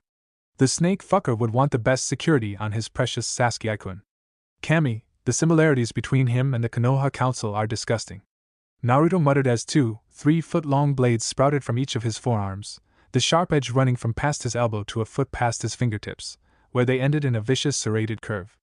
Without delay, He slammed his fist into the top of the door, the 4 blades penetrating the thick steel like water. He then dragged his hands downwards, till they met the floor, leaving the heavy door sitting in 5 strips, the middle ones falling limply forward as their support was severed. Well, that was unnecessarily flashy, Akai said flatly as the heavy doors fell with a loud crash. You know me, I like to make an entrance. Naruto replied with a grin as he stepped through the hole. As soon as he passed through the doorway, the sound of 1,000 birds chirping erupted in the demon's ears and he felt a burning sensation in his abdomen. Looking down, Naruto found the now relatively small form of his former teammate, the Uchiha's hand up to the elbow in the red flesh of his body. Well, hello to you too, team. Naruto growled, not looking bothered by the limb embedded in his torso. What the hell are you? Sasuke shrieked as he tried to pull his arm back, only to find that the strange red flesh was gripping onto his arm, holding him firmly in place. Now this is a familiar scene. Isn't this what happened the last time you tried that attack on a demon? Of course that was just a weakling Ichibi, but still, you can't help but laugh at the symmetry. Hey team? Naruto laughed, his demonic voice sending chills down the spine of the terrified Avenger. How do you know about that? Sasuke asked, managing to keep the fear out of his voice by replacing it with arrogant indifference. You don't recognize me? I'm hurt. And after all that time we spent together. That mission to Wave, where I saved your ass. The Forest of Death, where I saved your ass. The Oto invasion, where I saved your ass. How about when you tried to kill me before our team meeting a year ago? You really don't remember me, Sasuke-team? Naruto growled, his killer intent flooding the room and making the young traitor fall to his knees. And Naruto? That's right. Now what's this I hear about you turning traitor? Naruto asked, his killer intent increasing even more, forcing the Uchiha to struggle for his breaths. Why you can't kill me? The Sea Council will never let YUC come be back. Sasuke threatened, though the effect was largely reduced by the fact that he was gasping for every breath and stuttering in terror. You know what? You're right. The demon declared, reining in his killing intent, getting 2 relieved sighs. Naruto paused, too, he thought as he looked around, searching for the source of the other noise. When he found it, his killer intent flared even more than before, though this time it was focused solely on the Uchiha, the horror of the experience completely overwhelming anything he had felt from Orochimaru, or even his brother. In the corner of the room, chained to the wall and completely naked, was the broken form of a teenage girl. She didn't look much older than 15, but it was hard to tell since her body was littered with cuts and large bruises. From her disheveled and malnourished state, it was easy to tell that she had been there for some time, a few weeks at least. Her hair, which was a paler red than Akai's, was matted and even looked to be burned in some places. In short, the poor girl looked like she had been through hell and back in a cage full of wild beasts, and the one responsible was trembling in front of him, totally defenseless. It would be so easy. Just a simple flick of his wrist, and this monster in human flesh would be wiped from the earth. But that wouldn't be justice. There was no justice here. Regardless of what happened to the Uchiha, nothing would repair or compensate the damage that the sick little fuck had done to that poor girl, and Naruto knew it. It was that thought alone that saved Sasuke's life that day, but it didn't save his arm. Without hesitation, Naruto constricted the flesh around the raven-haired traitor's arm, grinding it into complete nothingness, leaving not even a fragment intact as he pulled the 3-inch stump that used to be his right arm away from the furious demon. It took several moments for the truth to set in before he began to scream, his shocked mind overloaded briefly before acknowledging that he was in tremendous pain. Naruto grabbed the shrieking Uchiha by his collar and raised him to eye level, staring silently into the teary, pain-filled eyes of the Avenger before he threw him through the hole in the door and into the wall across the corridor, fracturing his spine but somehow leaving him conscious. Akai, who had been waiting in the hallway and had only narrowly avoided being hit by the flying traitor, poked her head through the door to see what had upset her man so much. After a few moments her eyes settled on the frail form in the corner, and if it wasn't for the maternal instincts that every female, human, demon or animal has, she would have returned to the hall and slaughtered the Uchiha in ways that would make the most depraved nightmares of Orochimaru look like child's play. But as it was, she instead rushed over to the girl's side, effortlessly breaking her restraints, and bringing her into a comforting embrace, thankful that the girl recognized her as a friend and didn't flinch away from the contact as many would have. Carefully, so as to not aggravate her countless wounds, Akai picked the girl up bridal style and turned to her lover. No words were shared between the two, but the look they shared said everything that needed to be said. They were taking the girl with them after they had destroyed this horrible place and everyone in it. Only the Uchiha would survive, but his punishment would far outweigh that given to the rest of those that they came across. And so it was. Akai created a Kage Bunshin, which left with the girl while the original and her lover slaughtered everyone even close to that compound. When they finally finished, the demoness shifted to her full fox form and leveled the structure, leaving nothing but a smoking crater and the horrible stench of mass murder. Flashback and the office fell silent as everyone thought about what had been said. The only one who moved was Naruto as he pulled the trembling form of Tayuya into a comforting embrace, rubbing her back and whispering into her ear words that no one else could hear. The girl. It was her? Tsunade asked quietly, getting a nod from Akai, who was also rubbing the young woman's back. After a few minutes, Tayuya regained her composure and Naruto spoke up again, clasping her hand as she pulled away from him. After that, we brought the Uchiha back here, though with a few modifications, as I'm sure you know, Naruto declared, looking at his mother who gave a serious nod. So it really was you that did that to him? We had thought he had gone mad when we found him, missing his arms, eyes and reproductive organs, ranting about how demons stole his vengeance. Tsunade explained, if I had known what the sick bastard had done, I never would have saved him. Saved him? Akai asked. Tsunade fought back an angry growl. The council forced me to perform several transplants, giving him the latest prosthetics arms from Suna, and they even made me give him Kakashi's Sharingan, saying that it should be with one who truly deserved it, whatever the fuck that is supposed to mean. I fought tooth and nail against it, but Kakashi actually agreed to the transfer, something about a guilty conscience from way back, so I didn't really have any excuse not to do it. Especially considering we were told that he had been captured and held as a prisoner by Orochimaru. Had I known the truth, I'd have let the bastard wander around blind and armless. At least that filthy bloodline will die with him. Naruto spat his opinion regarding the Uchiha clan as a whole well established to all those present. Tsunade gave a slight nod. Not that it has stopped the stupid bastards from trying. They even put the CRA into effect on him, and got him married to the Yamanaka girl and some of the other whiny bitches of your age group, 7 in total. And not one of them would listen to me when I said that he was damaged beyond repair in that area. Stupid fangirls serve them right. She muttered, getting nods of agreement from everyone present and conscious, since Shizen was still passed out on the floor in a lusty haze. So what happened after you dropped the prick off? Tsunade asked, getting back on track. Well, after we had given Tayuya-chan. Wait. Your name is Tayuya? As in the same Tayuya that was part of the Odo 4 and took Sasuke and put up the barrier that stopped anyone from helping the Sandaime? Tsunade yelled, recognizing the girl from the description Shikamaru and Temari had given after they returned from the failed retrieval mission. That's right. And I'm sorry for what I did, but I had no choice. Orochimaru would have killed me if I refused an order, and I was given to the Uchiha after I was defeated by that blonde bitch from Suna and that lazy fuck with a pineapple head. The fiery redhead replied, before the Hokage leapt to her feet and made to charge her. Before she even took the first step, however, Tsunade found herself being hugged/restrained by the impressively powerful arms of her son. I can't let you hurt her, Ka-san. Tayuya-chan may have done some horrible things, but they were not by her choice, and she has already paid more than enough for her mistakes. I love her, and I will not allow anyone to hurt her, even you, he declared firmly as the irate blonde woman struggled fruitlessly against his grasp. After a few moments, the words sunk in and the Hokage stopped struggling and took a deep, calming breath. You're right. Even after what she did, she has suffered enough. She started as she walked back to her chair and sat down. Now, what is this about you loving her? I thought you were with Kai-san. Tsunade asked, barely remembering the demoness' true name. I am, and I do. After Tayuya-chan had been traveling with us for a few months, we started to grow close and eventually fell in love.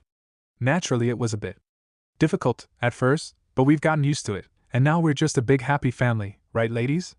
Naruto asked, throwing an arm around each of his women, who both smiled and shook their heads at his childish enthusiasm. I see. Is there anything else I should know about? Tsunade asked wearily. The emotionally turbulent and excessive number of shocks had taken their toll on the aging woman. Not really. For the last year or so we just traveled around, doing odd jobs here and there. Nothing too exciting. Naruto replied, getting a nod from his mother. Well, that's good. Why don't we call it a day? You three come back tomorrow and we can look into getting you citizenship and a few other things that I have to give you. The blonde Hokage said as she gave her son one more hug before walking them to the door. Sure thing, Ka-san, we'll see you then. Oh, by the way, you wouldn't happen to know where the teen would be, would you? I think we should pay him a little visit. Naruto asked with a sadistic smirk that was quickly matched by the women around him. That sounds lovely. He's usually at your team's old training grounds. The council forced Kakashi to be his private tutor, so that he can get the power to avenge his clan and all that shit. They spend most of the She trailed off when she realized that the three people in front of her had cracked up laughing. What? She asked, not seeing the joke. You remember that really nasty fight that I had where Kai-chan saved me and we started to become friends? Naruto asked, getting a nod from his mother. I was fighting Itachi and Kisame. I managed to catch Kisame by surprise with a blood blade. But then Itachi used Tsukuyomi on me. But it backfired, and he ended up in Akai's cage. The look on his face before she crushed him was priceless. Naruto declared as they all started laughing. Wait, so you mean he's been training nonstop for the last year, and the guy he wants to kill has been dead for 3 years? Oh, you have to let me be there when you tell him. The look on his face is guaranteed to be incredible. Tsunade declared as she realized what they were saying. It's a deal, Ka-san. For now though, we just want to have some fun with him. See you tomorrow. He yelled as he led his lovers out of the office, all of them sporting wicked grins. Why didn't you tell him? A voice called out after Tsunade had closed the door. The blonde turned around to find her assistant glaring at her, though the effect was reduced by the trail of dry blood from her nose. I'll tell him tomorrow. I wanted them to have one peaceful day in the village before everything goes to shit. Chapter 3 Blood of the Demon Lord 3 After they had left the Hokage's office, Naruto and his companions headed straight for the old Team 7 training grounds, eager to catch up with the literal last Uchiha. When they arrived, they found a scene that sat in the hazy middle ground between infuriating and disgusting.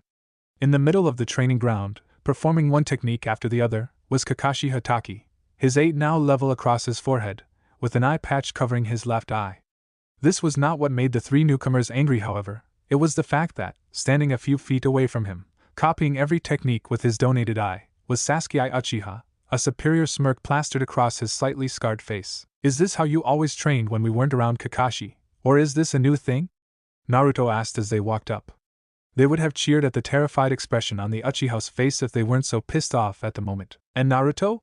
The silver-haired muttered, his remaining eye widening at the drastic change that had overcome his student. Hey Kakashi. I'd ask how you've been, but judging from the look of things I can take a guess. Naruto sneered, not even glancing at the seething Uchiha. Naruto, what the hell happened to you?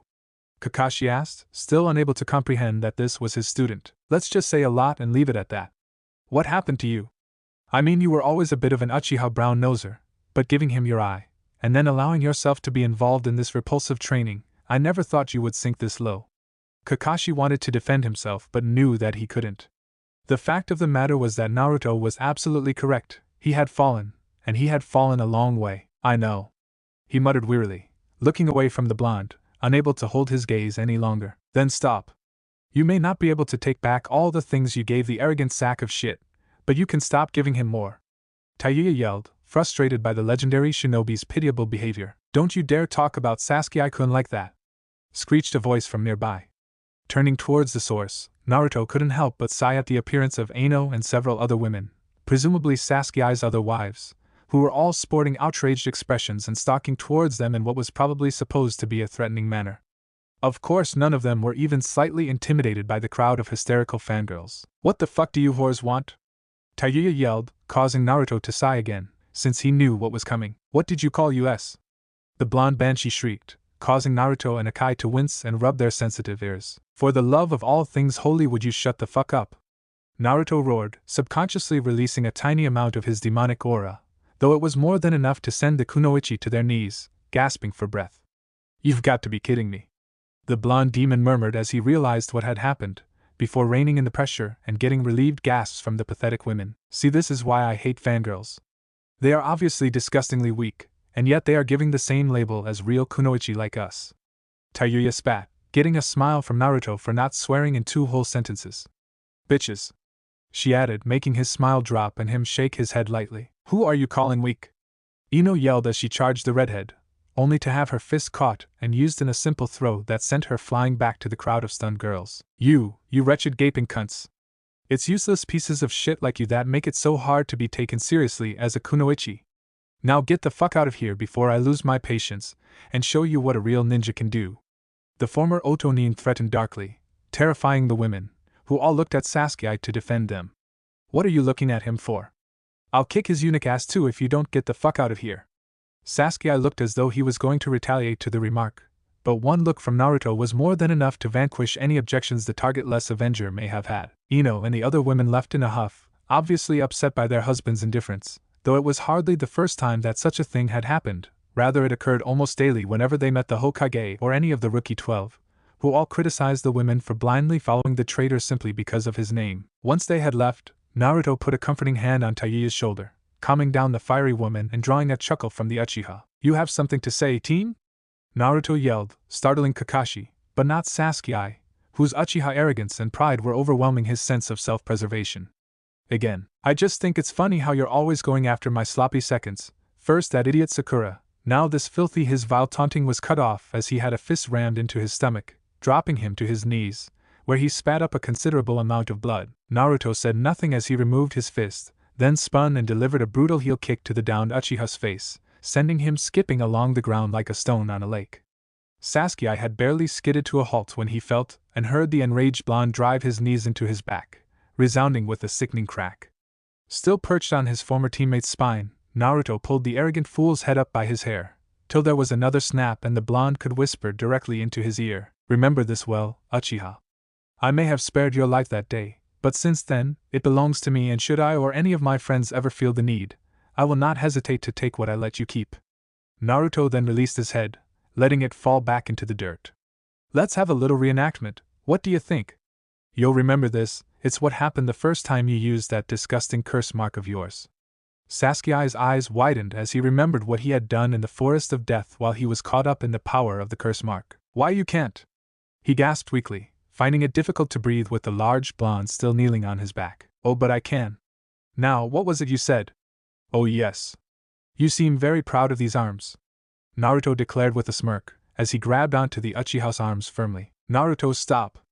Kakashi yelled, finally snapping out of his stupor. Naruto turned and glared at him. "Funny that you should take the place of the whiny fangirl in this reenactment, Kakashi, since you have become little more than that." He spat as he began to raise Sasuke's arms, easily overcoming the minute resistance he tried to put up. "Naruto, if you don't stop, I'll have to stop you," they yelled, getting into a ready stance. The blonde continued to raise the arms till his prisoner let out a pained scream, before he abruptly let them go, the whole time staring his former sensei in the eyes. Getting up with one final application of pressure into the raven-haired boy's back, Naruto said nothing as he walked over to his loves and walked away, the women following, each offering a glare at the downed teen before they left. After the Uchiha incident, the new arrivals had visited Naruto's favorite restaurant, all of them basking in the pleasant atmosphere that had been largely missing since they returned to Konoha. After quite a few hours in the small ramen stand, they had left for the hotel they would be staying until they could find somewhere more permanent to stay. The following morning they were making the trek to the Hokage's office, all speculating about what the busty blonde could want to tell them, and coming up with a wide variety of possibilities, from her having secretly married Jiraiya to announcing that he was officially her successor to the Hokage.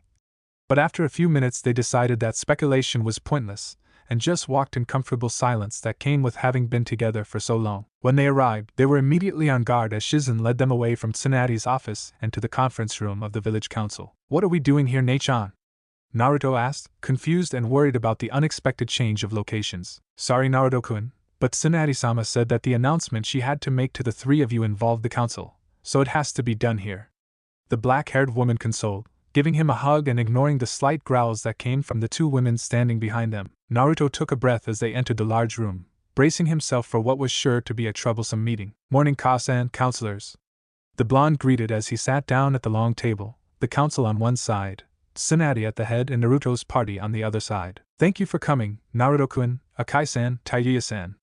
As I told you yesterday, I have a few things that I have to tell you. Unfortunately, due to their nature, I have to include the council in this meeting," the Hokage explained, getting a small smile from Naruto and a collective frown from the council at her lack of respect and complacent tone. "Simply put, the reason that I have brought you here is because while you were away I undertook some extensive research and managed to uncover who Naruto's parents were," she announced, getting shocked gasps from everyone but Shizen, who already knew. "What? How? Sandaime always told me that there was no way to know who my parents were," Naruto yelled. "I'm sorry, Naruto, but it seems as though Sandaime himself was the one who covered it up, which is why it was so hard to find out who they were," Tsunade explained, flinching at the look of betrayal that appeared on her son's face. "Before you jump to conclusions, I think you should know that he did it to protect you. Your parents, particularly your father, were very prominent figures in the shinobi world, and they both had many enemies who wouldn't have hesitated to attack you if they knew." "Oh yes, because my childhood was so goddamn peaceful as it was," Naruto roared, his demonic aura slipping free and causing the civilian contingent of the council to gasp for breath. Akai grabbed onto the enraged demon's hand and gave it a comforting squeeze. Calm down, Naruto. At least let Tsunade-san finish, then we'll decide on how to react. She whispered into his ear. Naruto took a deep breath and nodded, but did not pull in his aura, perfectly content to let the people who had tormented him for years sweat. As I was saying, Sarutobi-sensei believed that by keeping your parentage a secret, he was protecting you, so he was very thorough in hiding any and all evidence. After searching around in the hospital records for ages, I managed to find that there were only 6 of the women who were pregnant at the time of the ANBU attack, and of them, 4 of the children are accounted for, which left only 2 possible candidates for your parents. Kenji and Shima Yuzuki, a black, civilian couple, or Minato and Kushina Namikaze, the yandame, and his wife. She explained with a grin at the gaping faces of everyone present, who were staring at Naruto as if he had just admitted to being Sandame's grandmother. No fucking way. Tayuya exclaimed, pretty much summarizing the thoughts of everyone present. Are you sure, Ka-san? Naruto asked quietly. Tsunade nodded. I'm positive. I dug further and found your birth certificate, and even ran some DNA tests on samples we had from you and the yandame, and it was positive. There is no denying it, you are the son of Konoha's most powerful Hokage. Naruto looked at the women that he called his family. Tsunade and Shizen were both wearing warm, but concerned smiles. Tayuya still looked like she couldn't believe it, and Akai looked absolutely miserable. Akai-chan, what's the matter? I'm so sorry, Naruto. I should have figured this out years ago. It only makes sense that Yandame would use his own son, and now that I think about it, the 2 of you are practically identical if you took away my influence. I should It doesn't matter, Akai-chan. I always thought that finding out about my parents would give me some sort of peace or satisfaction, but I already have that just from having you and Tayuya-chan at my side. This changes nothing about who I am or what I've been through. Actually, you are wrong, Namikaze-san. With this revelation, you are officially the last of the Namikaze clan, and that means that you have certain responsibilities. Hamura, one of the council elders, declared, if you are talking about the Clan Restoration Act, you can shove it. I already have 2 beautiful women in my life, and even if I did want another, that decision would be completely up to us. You have no standing in my personal life. Naruto declared firmly, taking the hands of Tayuya and Akai. I'm afraid you are mistaken for Namikaze-san. The laws of Konoha clearly state that the last member of any clan must take at least 4 spouses in order to ensure the continuation of the bloodline. Furthermore, the women must be of a particular standard and occur. The man was silenced as Naruto's killer intent swelled to the point that the building itself began to tremble with the pressure of his aura. Select your words very carefully, counselor. The last person to dishonor one of my precious people is currently in a hospital, trying to find out if he'll ever walk again. Naruto declared darkly, so it was you that attacked the Uchiha. Hokage-sama, I demand that this demon be a fat civilian, yelled, only to be silenced when Naruto's pressure increased again. First of all, you disgusting worm, that piece of shit got what he deserved. Second, even if you wanted to, Ka-san couldn't execute me, since both myself and Akai-chan are more powerful than she or any other Konoha ninja has ever been. That's ridiculous. Even if you are the son of Yandame, you will never be as powerful as he was, even with your demonic taint. The irate civilian yelled, taint? If any part of me is tainted, it's the human part. Every demon that I have ever met has had more honor and integrity than 99% of the humans I've known. As for not being as powerful as the Yandame, well, why don't we have ourselves a little challenge? You pick out some opponents, whoever and how many you want, and I'll beat them in a match. And to make it interesting, we'll put a wager on it. You win, I'll marry as many women as you want, and you get to pick them all. I win, I marry who I want, when I want, and you do nothing whatsoever to interfere. The blonde announced, getting gasps from Tsunade and Shizen, and confident smirks from everyone else, though Tayuya and Akai were smiling for a completely different reason to the counselors. Naruto, you don't have to do this, relax, Ka-san. It doesn't matter if they put me against a single person or a dozen, they cannot defeat me. A dozen, eh? That sounds like a good idea. Why don't we make your opponents the entire Konoha 12? A man with bandages wrapped around his head and much of his body declared with a victorious smirk, getting a chorus of agreements from the rest of the council and shocked gasps from the 2 medics. That's it. You have the entire Konoha ninja force to choose from, and you put me up against a group composed mostly of fresh chunin? Kami, you people are dumber than I ever imagined. How about this, to make it fair, throw in all of their senseis too.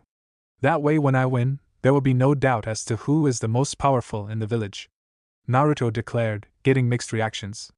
The civilian council were ecstatic, sure that the boy was overestimating himself.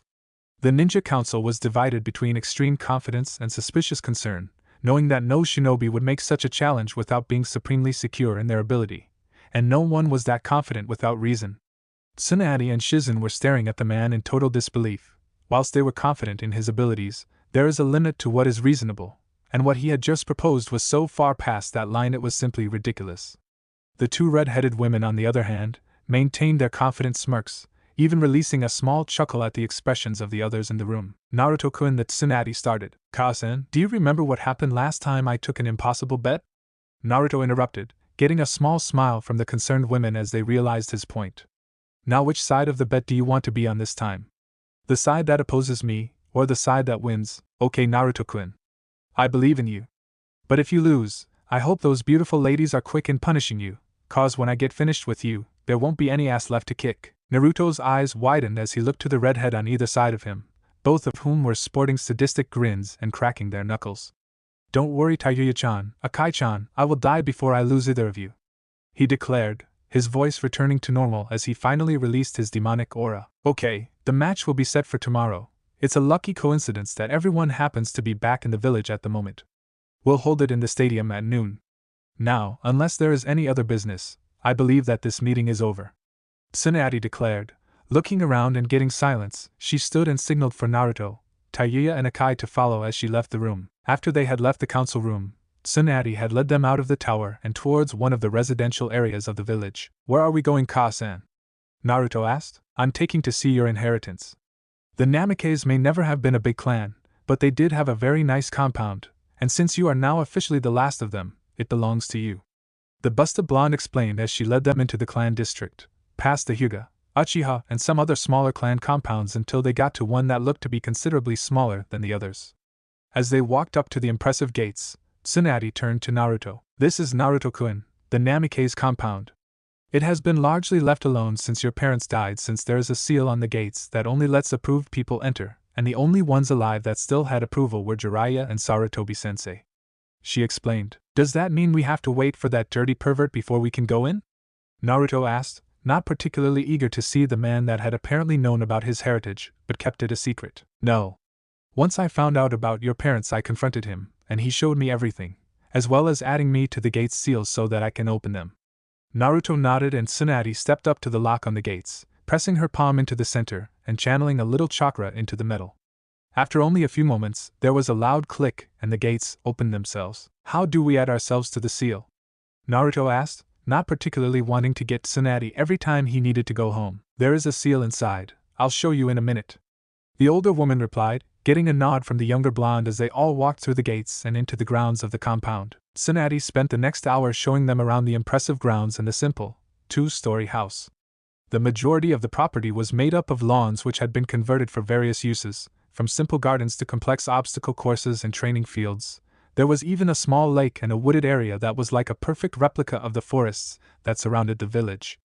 The house was very simple in design, but quite ample in size. There was a kitchen, library, dojo, lounge and dining rooms downstairs, and 6 bedrooms upstairs, all of considerable size and comfort. The new occupants decided on staying in the master bedroom, with using one of the smaller rooms to house their clothes and other such things. Not that any of them really had much in terms of those, since Naruto usually wore his blood and both women had been confined, one way or another, until about a year ago. After the tour had ended, Tsunade and Shizen left them to get settled and bid them farewell until noon the next day, when their lives may very well change forever, though all of them doubted it. Once their guests had left, Naruto turned to his two loves. "What do you want to do now?" Both women smirked and looked at each other before turning back to the blonde. "How about we break in our new bed?" Tayuya suggested, making Naruto's grin grow to match theirs. "Sounds like a plan to me." "Kage Bunshin no Jutsu," he called, summoning a single clone. Each Naruto smiled as they walked over to one of the ladies, and picked them up bridal style and carried them to their bedroom. Chapter 4. Blood of the Demon King 4. The next morning found Naruto with his two lovers standing before Tsunade, Shizen and the entire Konoha 12 and their sensei, excluding of course Sasuke, who was still in the hospital despite his protests that he should be allowed to participate in the match. They had all arrived early and, for the most part, were engaged in friendly conversations, catching up after having not seen each other for so long. The only exceptions were Ino, who looked to be fuming over what he had done to her husband, Sakura, who couldn't bring herself to look in the eyes of her former teammate after what she had done to him, and some creepy pale guy that Naruto had never seen before. The conversations quickly ceased when the village council arrived, Danzo and the elders leading them with an air of absolute confidence and smugness that left Naruto caught between laughing and growling. "I'm surprised you actually showed up at Namikaze-san." The crippled veteran sneered, drawing laughter from everyone that knew Naruto. "Did you lose your brain with that hop-along? My name is Naruto Uzumaki Namikaze and I have never backed down from a fight in my life, regardless of the odds. Why would I start today when there is so much on the line?" The red-cloaked shinobi replied, causing the man to narrow his visible eye. "You insolent little That's enough," Tsunade interrupted, silencing the old man instantly. "We didn't come here today to talk, we came for a battle. Now, the match will be conducted under the standard Chunin exam rules. That means anything goes, however I will be acting as referee and if I step in, you will stop immediately, is that understood?" The blonde Hokage asked, getting nods from all the participants. "Okay, we will be starting in a moment, so everyone not a part of the fight, please leave the arena floor now," she continued, getting nods from the council and Shizen, Akai and Tayuya, who then proceeded towards the stands, the three ladies each wishing Naruto luck, though two of them knew he wouldn't need it. Once the floor was cleared of everyone but the competitors, Tsunade turned back to them, as they had now taken up lines, or rather one line of 14 facing the confident-looking Naruto. "Everyone ready?" she asked, getting silent nods from everyone as they put their business faces on. "Begin," she called, leaping back to a safe distance. "Wow, this is pretty nostalgic, hey guys? Shame Sasuke couldn't make it though, he's so much fun to whoop." Naruto laughed, getting an outraged cry from Ino. "Don't you dare call him that, demon scum! I'll kill you for what you did to him," she yelled as she charged towards him, pulling a kunai from her pouch as she did. Naruto easily caught her wrist and gave it a hard squeeze, shattering the bones and forcing her to drop the weapon. She let loose an agonized scream, but was cut off when Naruto delivered a simple chop to her neck, knocking her out instantly before he tossed her casually to Tsunade, who caught her limp form and passed her to the medical team she had ordered on standby. "Well, now that has been dealt with, we can start the actual fight. Hua, Gutsuga!" Kiba yelled as he and his transformed partner charged, becoming spiraling tornadoes. Naruto smirked as he pulled on his blood, forming his cloak, mask and other superfluous clothes into a barrier. Most of the younger ninja were forced to look away as the two sent up a large cloud of dust and debris. After a few moments, it cleared to reveal two feral Kibas standing in front of the unmarred wall of blood. "Again Akamaru!" one of them called before they charged again with the same result. This time, though, they continued their assault, striking the wall repeatedly in an attempt to pierce the powerful defense. After more than a dozen attacks, the wall seemed to have been broken as one of the cyclones began to tunnel through. It was revealed to be a trap, however, when the whole collapsed around the spinning form, quickly putting a stop to the rotations as it began to constrict, revealing a desperately struggling Kiba trying to escape the increasing pressure of the bloody restraint. The other Kiba stopped its attack and ran to his trapped partner's aid, barking loudly and revealing that the captured one was the genuine article. Naruto smirked as he gestured with his hands, guiding his blood as it began to change shape, shifting from the solid wall into two separate portions, one quickly swallowing the flailing Kiba, and the other pouncing on the distressed Akamaru Kiba, consuming it in a matching crimson sphere. Having no desire to kill the boy or his companion, Naruto made another motion with his hands, causing the blood prisons to spin rapidly before suddenly liquefying, sending their prisoners flying into the arena walls at tremendous speed, rendering both unconscious but without serious injury. "Kiba-kun!" The distraught Hinata cried as she ran to their sides, accompanied by Sakura, who, to Naruto's surprise, began using medicine to tend to her wounded comrade. Naruto looked over to Tsunade questioningly, but the blonde woman shook her head. "Not me.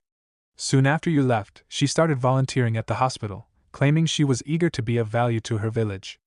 Apparently she is quite good, but it's not really surprising since she has apparently always had perfect chakra control," the Hokage explained, getting a nod from the younger man. Naruto started to reply but stopped when he found that he was unable to move his body. Shifting his eyes, which were pretty much the only thing he could move, he was able to see Shikamaru standing with his hands held in his family's seal, his shadow stretched along the ground till it met with the blonde demon. "Cage main success. And with your body frozen, you can't use that blood shield of yours. Chuji, it's your turn." He strained his eyes further and managed to make out the chunky form of the shadow user's best friend standing next to him and preparing of some kind.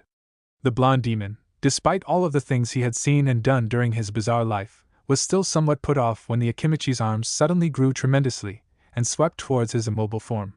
Had he been pretty much anyone else, This may have troubled or even worried him, but Naruto had a few tricks of his own. In the space of barely a second, his blood wall had diverted from where it was after having thrown the two K9 opponents and reformed, intercepting the chubby shinobi's attack and catching his hands. Naruto let out a closed-mouthed chuckle as he saw the shocked expression on everyone's faces. But how?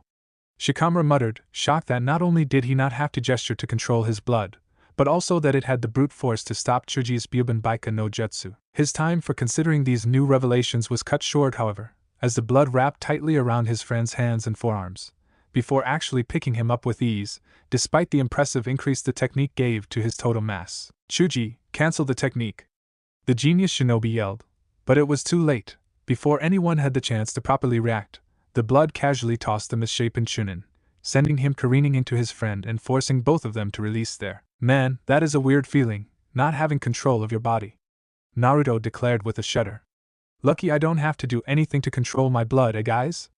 He taunted rhetorically. His joking ended quickly as he felt a release of chakra and turned to see a large cloud of weapons, bugs, and what looked like 3D drawings.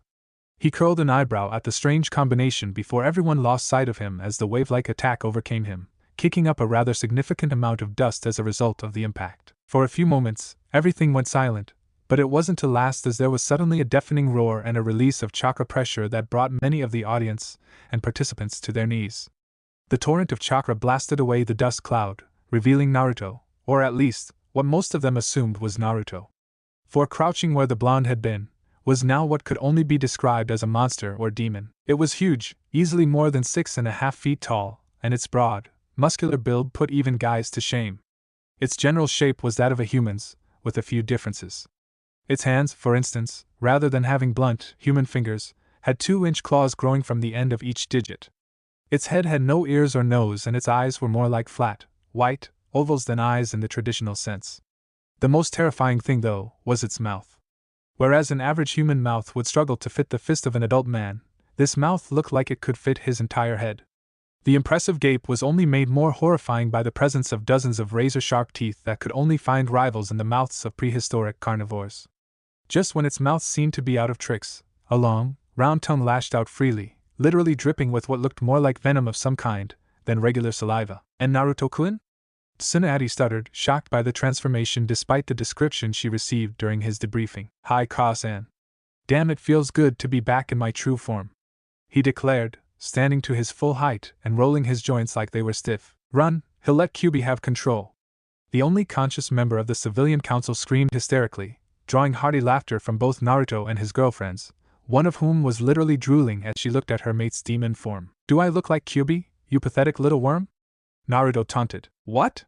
What the hell happened to you, Naruto? Shikamaru asked, having finally managed to move his chubby friend's body off his and stand up. 16 years ago the Kyubi no Kitsune attacked this village. Everyone knows this. What most people our age don't know is that a higher demon, like the Kyubi, cannot be killed by humans, so the Yondaime did the next best thing, he sealed her into his newborn son, me.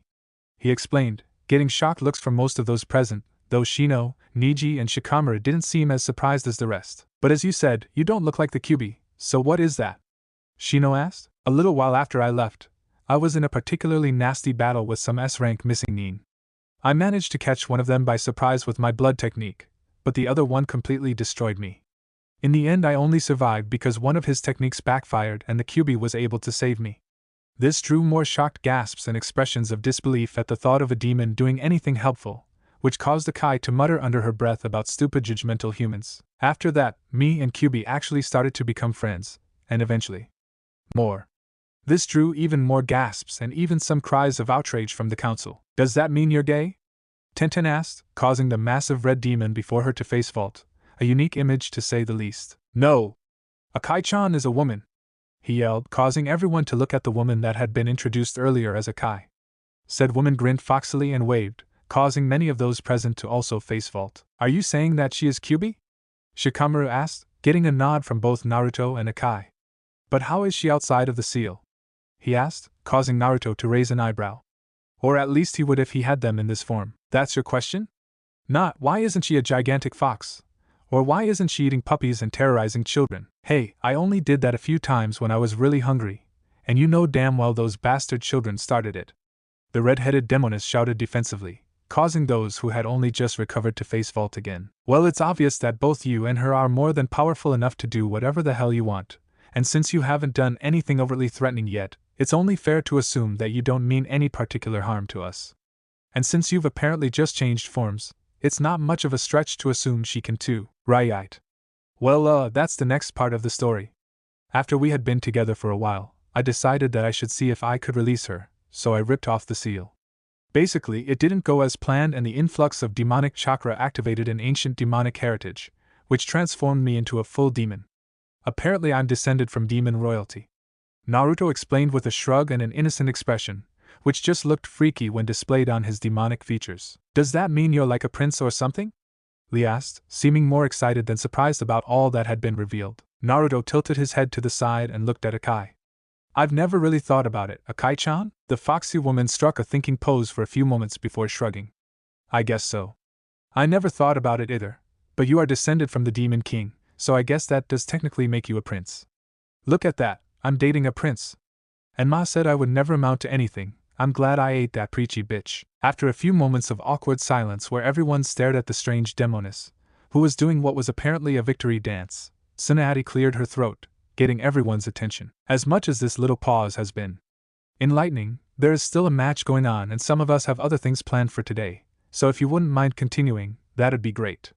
She declared, getting sheepish looks from the participants, though Naruto's looked more like a mortifying scowl. Without further ado, the battle resumed, with Tenten, Shino and Sai sending another combination attack at their foe, though this time it went very differently. As soon as the barrage was launched, Naruto slipped into a crouch, similar to the position a sprinter takes before the start of a race, with both hands on the ground and one leg extended behind him.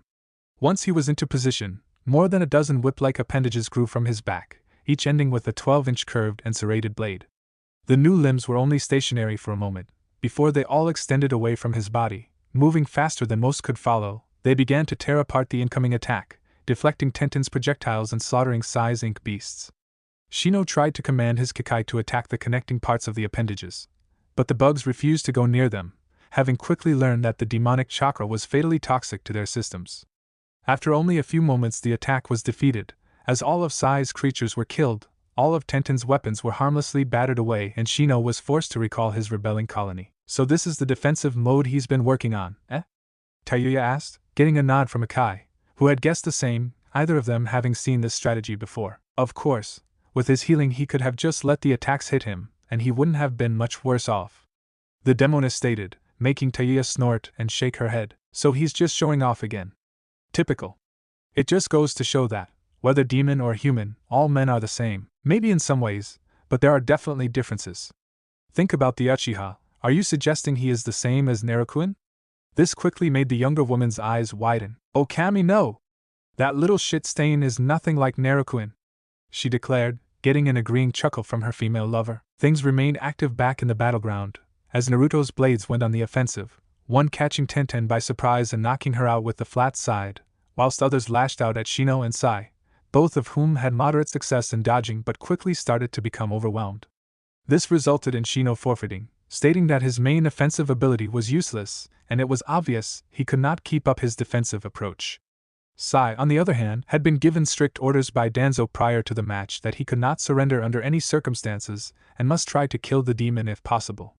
This plan was cut short, however, when one of the blades managed to score a hit on the agile boy, leaving a debilitating stab wound in his abdomen that resulted in Tsunade immediately pulling him from the match so he could get medical attention. With the immediate threats taken care of, Naruto pulled back his blood blades and reverted to his upright stance. As he looked around, he noticed teammate Sensei, Kurenai, frustratedly going through several sets of hand seals, with apparently no effect. Realizing what was happening, he turned towards the woman, getting her attention. If you're trying, you might as well conserve your chakra in this form. My senses work differently to those of a normal human, so your techniques designed to disrupt them are completely useless. As he began to turn around, he once again found himself locked in Shikamaru's cage-ming. Niji, Hinata, try your Jukin. The Nara heir yelled, getting nods from the two Hyuga, who leapt forward and slipped into mirroring stances. Hakhayaku Niju Hachi Shop! The cousins declared in sync before launching their rapid assault on the immobilized demon. For half a minute they repeatedly struck at his red flesh with their chakra-enhanced pokes, before they each finished with a chakra-loaded palm to his chest and back respectively. The pale-eyed ninja stood, panting slightly, Niji in front of him and Hinata to his back. They, and everyone else were shocked to see, however, that their combined assault using their clan's most powerful attack seemed to have no effect at all.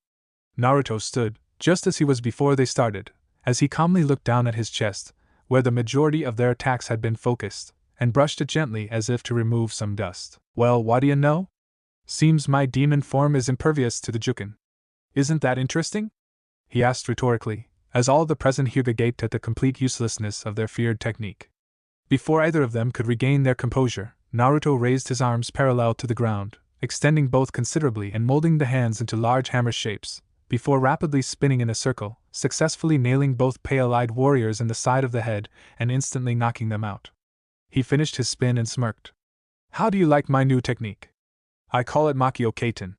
He let out a chuckle at his own joke, but it was cut short when he was suddenly rocked by a powerful fist colliding with his cheek. Shaking off his stupor, he was able to make out 2 green blurs circling him. His grin spread as he realized he would finally be getting a challenge from the 2 taijutsu masters. Konoha de Zenpu! Guy and Lee announced as they both leapt forward and delivered a powerful spinning kick, with Guy aiming for Naruto's head and Lee going for his thighs. The attacks landed at the same time, and due to their impacts in opposite directions, resulted in the demon doing a full cartwheel in the air before managing to land in a crouch on the ground. Now in his defensive position again, Naruto's blood blades emerged from his back and began to lash out at the youthful pair. For a few minutes the fight continued in a stalemate, with Guy and Lee too fast to be caught by his blades, but not fast enough to bypass them, despite whatever techniques or methods they tried, even after removing their weights. Finally, the 2 green beasts pulled back and paused, momentarily looking into each other's eyes before giving a slight nod and their infamous, toothy grins. Kaimon, Kumon, Simon Kai! They yelled, both becoming enshrouded in powerful chakra auras as they opened the first 3 gates. If anything, Naruto's grin grew even bigger. He hadn't faced anyone this powerful in years and now he was battling 2 of them at once. Let's do this! He yelled as his own aura increased, rising to match those being released by the taijutsu specialists, both of whom had matching grins, their thoughts mirroring the demons perfectly. In an instant, all 3 of them vanished, and the arena was swept up in green and red blurs as the 3 powerful shinobi engaged in a vicious taijutsu battle. It soon became apparent, however, that Naruto was being overwhelmed. His current speed and power may have been comparable to the 2 training fanatics, but there was a significant disparity in skill, and even his form-shifting abilities were not enough to make up for the fact that it was 2-on-1. After a full minute of most of the audience being able to see nothing more than 3 colored blurs, Naruto suddenly reappeared as he went flying into the arena wall, impacting with such force that he didn't stop until he was in the 4th row of seats. Soon after he came to a stop, Guy and Lee also reappeared, both with numerous bruises and cuts marring their bodies and breathing heavily from the strain of the intense battle. Despite this, both had happy grins adorning their faces, obviously enjoying the rare challenge of a foe that could keep up with their released forms.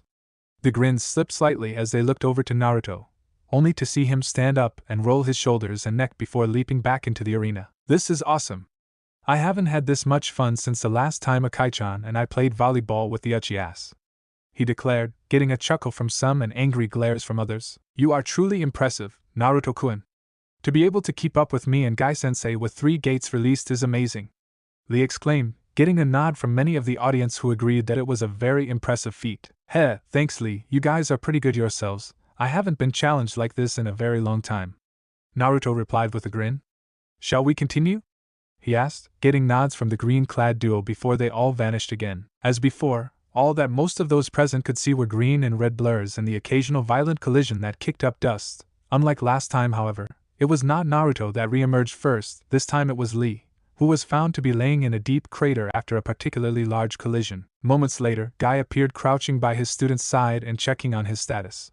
Shortly after they emerged, so did Naruto, standing on the outer rim of the crater. Sorry, Guy-sensei, but using the gates caught up with me, Lee admitted, his voice obviously strained by severe pain. It's okay, my youthful student. You have already proven that your flames of youth burn brightly, Guy declared, pulling Lee into a tearful embrace. Medics, get Lee out of here, he is unable to continue. Tsunade ordered as several medical ninjas swarmed into the crater and carefully pulled the boy onto a stretcher to be taken away. I'm sorry about Lee, Guy. I didn't want to hurt him, but I didn't want to disrespect him by holding back, Naruto confessed, getting a nod from the spandex wearing. Do not worry, Naruto-san, most of the damage done to Lee was because of the gates, and shouldn't be too hard for the medics to repair. I'm sure he would appreciate you doing him such an honor though, so for that I thank you. Guy declared with a respectful bow. Shall we continue? Of course. But first, Shimen, Tamen, Kimen Kai. The Taijutsu master yelled, releasing a tremendous amount of chakra as his body turned red and his eyes became pupilless. Naruto's grin spread even wider than ever as he, once again, raised his chakra output to match his opponent, causing all but the strongest of the surrounding shinobi to wince under the pressure that the two powerful warriors were outputting. Without another word, the two opposing shinobi vanished, leaving not even the blurs that were visible before. Even those using to monitor the fight were having difficulty keeping up with the obscene levels of speed that they were utilizing. The only things that let the majority of those present know that the fight was continuing were the radiant chakra presences and the near-constant sound of powerful impacts echoing throughout the arena. After several minutes of shock and wonder for the audience members, the sound of laughter caught their attention. Turning their collective heads to the source, they found Akai, recently revealed to be the Kyuubi no Kitsune, laughing. What are you laughing at, demon? One of the council elders spat. Akai didn't turn around and instead kept her focus on the center of the arena. You're about to find out, human, she replied, with just as much disdain on his species as he placed on hers. Before the outraged elder could do anything that would likely result in his death, a loud gasp drew everyone's attention back to the arena. The council members were shocked to find that Guy had reappeared, but it was obviously not by his choice. The flamboyant was on his hands and knees, obviously straining to stay conscious, and when they looked at his body, it was not hard to see why. His garish spandex suit had been all but shredded, and the flesh underneath wasn't in much better condition, every visible inch being covered in cuts or bruises to the point that it looked like the powerful shinobi had been passed through a meat grinder. His skin, or at least the unmarred sections, had returned to its natural color, indicating his forced closure of the celestial gates. To everyone present, one thing was painfully clear: Guy, one of the most powerful ninjas in Konoha today, had been utterly destroyed.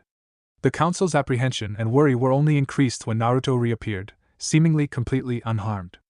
Of course, this was due to his body's unique composition, which allowed him to recover even serious damage in moments. But the council didn't know this. From what they could tell, it seemed as if the boy hadn't even been touched as he ripped one of the village's strongest apart. You might want to get those medics over here, Ka-san. His wounds aren't too serious by themselves, but collectively he might be in trouble soon, Naruto declared, getting a nod from the shocked blonde woman, who shook herself off and called for the medics, who took the now unconscious man away. Naruto sighed as he once again felt his body go stiff and refused his orders. This same trick is getting old, Shika, he declared as he turned and looked at Nara, who was worried as his technique should have prevented him from doing that. His worry turned to fear as a blood blade slowly emerged from Naruto's shoulder, aiming in his direction. I forfeit, he announced, releasing his technique as Naruto smiled and reabsorbed the blade back into his body. Tsunade would have been upset about him giving up without taking any damage, but she really couldn't blame him under the circumstances. She nodded to the slouching Chunin, and he gave a slight bow before going up to the stands to watch the rest of the fight. Naruto turned to look at his four remaining opponents, Asuma, Kurenai, Kakashi and Sakura. Kakashi and Asuma both drew weapons, obviously still reasonably confident in their chances. Kurenai also drew a kunai but was visibly troubled by the uselessness of her specialty.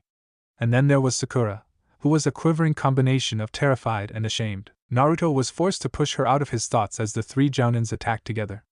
Remembering Kakashi's preference for ninjutsu, he decided against his defensive mode, knowing that whilst it was extremely effective against taijutsu or weapons, it had limited capabilities against ranged ninjutsu.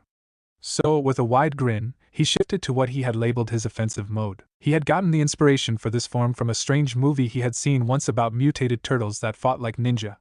The villain in the film had worn a suit of armor that was practically covered in blades, and whilst Akai rebuked him for getting inspiration from such a stupid source, even she couldn't deny the effectiveness of his shredder armor. The idea was rather simple: put blades anywhere that could be used for attacking. For effect, and because he was a natural showman, he started the transformation at his feet and let it spread up his body. The first blades to manifest sprouted from the front and back of his ankles, with 3 running along the top of his feet and out passing his toes where they curved into claws, and another 3 relatively short hooked ones coming out the back, that ended touching the ground a few inches behind his heel. The next ones came from his shins, 4 short, upwards hooking spikes in a diamond formation. After that were his knees, which each sported one thick, 6-inch spike with a slight upwards curve. His thighs and torso were completely bare, purely because it was extremely difficult to actually strike someone with anything he tried to place on them. The next to emerge were 4 3-inch spikes in a diamond formation on each shoulder, long enough to do damage if he shoulder tackled someone, but not long enough for him to stab himself when he rolled his neck. He learned that lesson the hard way. The last features to emerge were the same ones that he had used to break into Sasuke's room all that time ago, a pair of 3-foot blades running across the top of his forearm to a foot past his fist and 6 inches off his elbow. All 3 of them quickly halted in their approach as they took in Naruto's new, even more terrifying form. Holy shit! Asuma muttered as his cigarette fell limply from his mouth. Kurenai, who usually would have rebuked him for both his swearing and smoking, could only nod in agreement with his statement. Are you guys coming or what? I've been waiting to test this form out against some decent opponents for a long time. Naruto whined, though with his current features it seemed more like a vicious snarl than the immature whinging of a teenager. Right, let's go guys. Kakashi declared, getting reluctant nods from the others, who got back into their ready positions and charged the walking blender. The Demon Prince blocked the 2 shinobi strikes with his arm blades while snapping off a kick towards Kurenai, forcing her to leap back. Hoping to catch him off balance, Asuma and Kakashi pushed hard against his arms. It backfired though, as he used the momentum to do a backflip, lashing out with his legs and scoring deep gashes on both men's forearms. Capitalizing on their flinches, Naruto leapt forward as soon as his feet hit the ground, charging the momentarily defenseless men. Kakashi, having managed to retain the reflexes he built up over years of using the Sharingan, was able to avoid the follow-up attack by dodging to the side. Asuma was not so fortunate, and was caught by the demon's left wrist blades. The razor-sharp appendage tore through his flak jacket like tissue paper, and dug into his flesh, leaving a gaping diagonal wound from shoulder to hip. Kurenai screamed as she saw her lover gravely wounded, but her shock left the usually composed woman unguarded, and Naruto took quick advantage, vanishing in a burst of speed and reappearing behind her, holding one blade to her throat and poking another into her spine. Surrender, he stated simply, getting a tearful nod from the woman, who ran to her lover's side as soon as the blades were removed. She was immediately joined by Tsunade, who began to work on healing his wounds. After a few minutes of concerned silence, the blonde woman sighed and stood up. He'll be fine. It looks like Naruto-kun managed to pull back in time, so no serious damage was done, she announced, getting a relieved sigh from the man's friends and especially Kurenai, who stayed with him as the medics arrived and carried him away from the arena. I think there has been enough violence for one day. Perhaps we should call them a. Wait, Kasan, there hasn't been a result yet. And we both know those fuckers on the council won't accept this as a conclusion, then they will continue to pester us about this CRA bullshit. Let us finish this once and for all. Naruto interrupted his adoptive mother, who reluctantly nodded, unable to deny the truth of his words. You ready, Naruto? Kakashi asked, getting back into his ready stance. Naruto grinned and gave a slight nod as he mirrored his former sensei's motion. Up in the stands there continued to be mixed reactions to the battle that continued before them. Now that Kakashi is alone, he's probably going to start using ranged ninjutsu, since that would have been difficult before with his teammates nearby. Akai stated, getting an agreeing nod from Tayuya. You sound worried about demon filth. Not so confident in the brat's abilities anymore?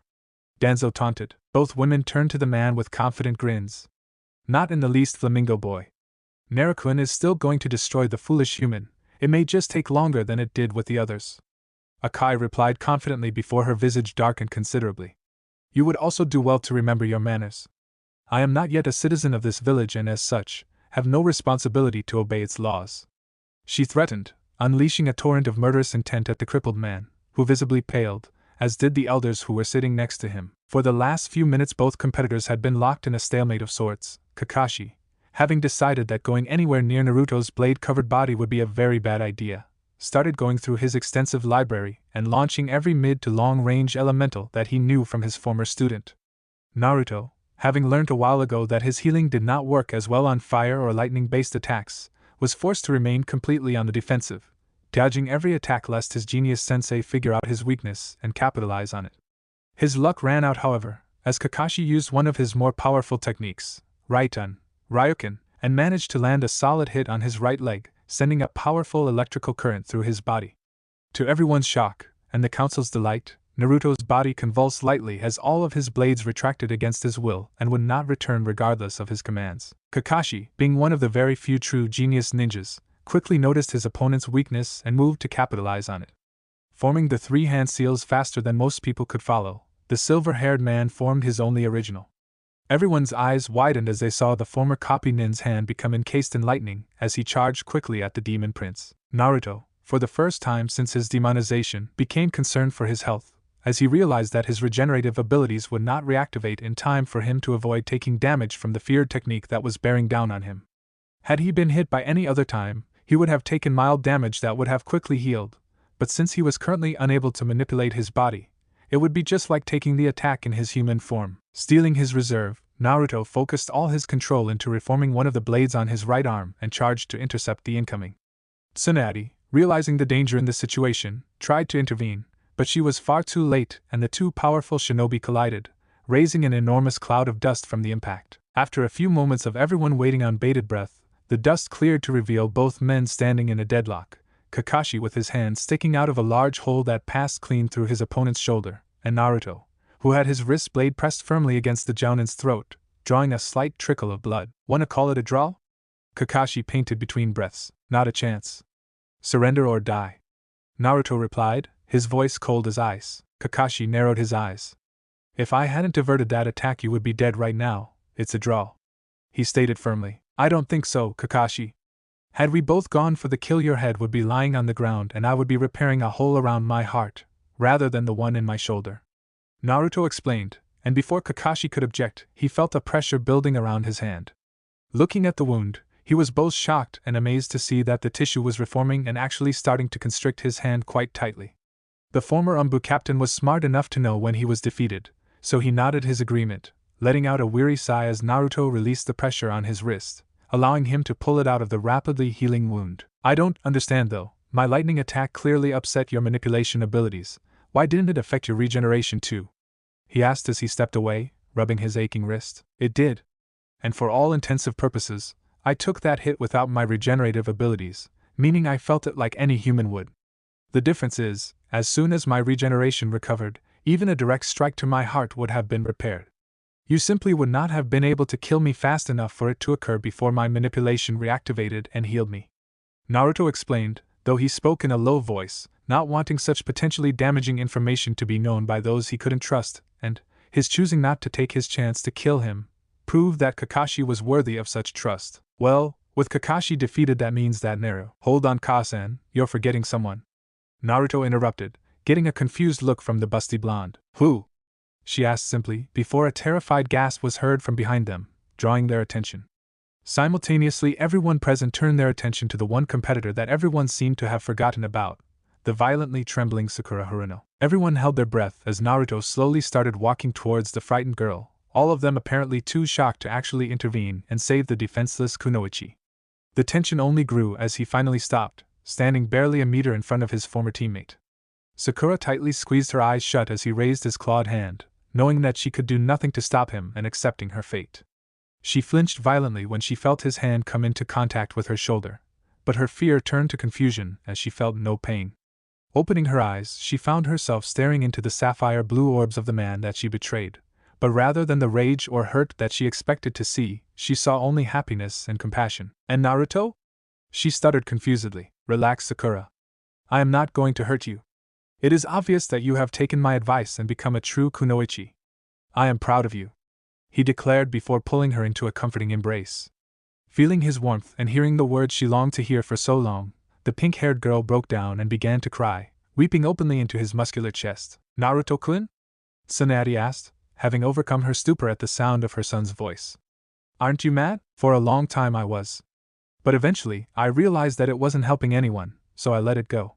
Besides, she was just going along with what the team told her to do, and she has obviously rectified that situation and grew into a fine kunoichi, just like I always knew she could be. No, I'm not mad. I'm just happy to see that she is finally reaching the potential that I always saw in her." "Well, that's all well and good, but technically we still have a mat." "I forfeit. I'm a medical ninja, not a fighter, and even if I was, I wouldn't stand a chance against Naruto," Sakura interrupted, getting a nod from the Hokage. "Sakura Haruno has forfeited the match. That means that the undisputed winner is Naruto Uzumaki Namikaze," Tsunade declared with a cheerful grin, drawing applause from Akai, Taiyuya, Shizen and, surprisingly, several of the clan heads. "What are you fuckers clapping about?" Taiyuya demanded suspiciously. Shikakunara, who along with his former teammates and the heads of the other major ninja clans had been applauding, turned to her. "It is painfully obvious that Naruto could have slaughtered every single person in that ring the moment the match started, yet the only people that were seriously injured were Guy, Asuma and that creepy pale kid, all of whom will be fine in a week or two. He had the means, motive, and opportunity to kill all of our children, and there would have been nothing that we could have done about it. But instead, he chose to only knock most of them out and leave them alone as soon as they surrendered. Regardless of whether or not he is a demon, he clearly means us no harm, so we have no issue with him," he explained, getting agreeing nods from everyone but the elders, Danzo, and the civilians, all of whom looked even more pissed than ever. "You may have won today, demon brat, but soon my day will come, and when it does, you and your demon whores will bow at my feet," Danzo thought with a wicked sneer written across his face. Thanks for listening. I do hope you enjoy it. Turn on that bell notification. Like, subscribe, and comment down below. And also check out the others' videos I have created and enjoyed it. See you guys next video.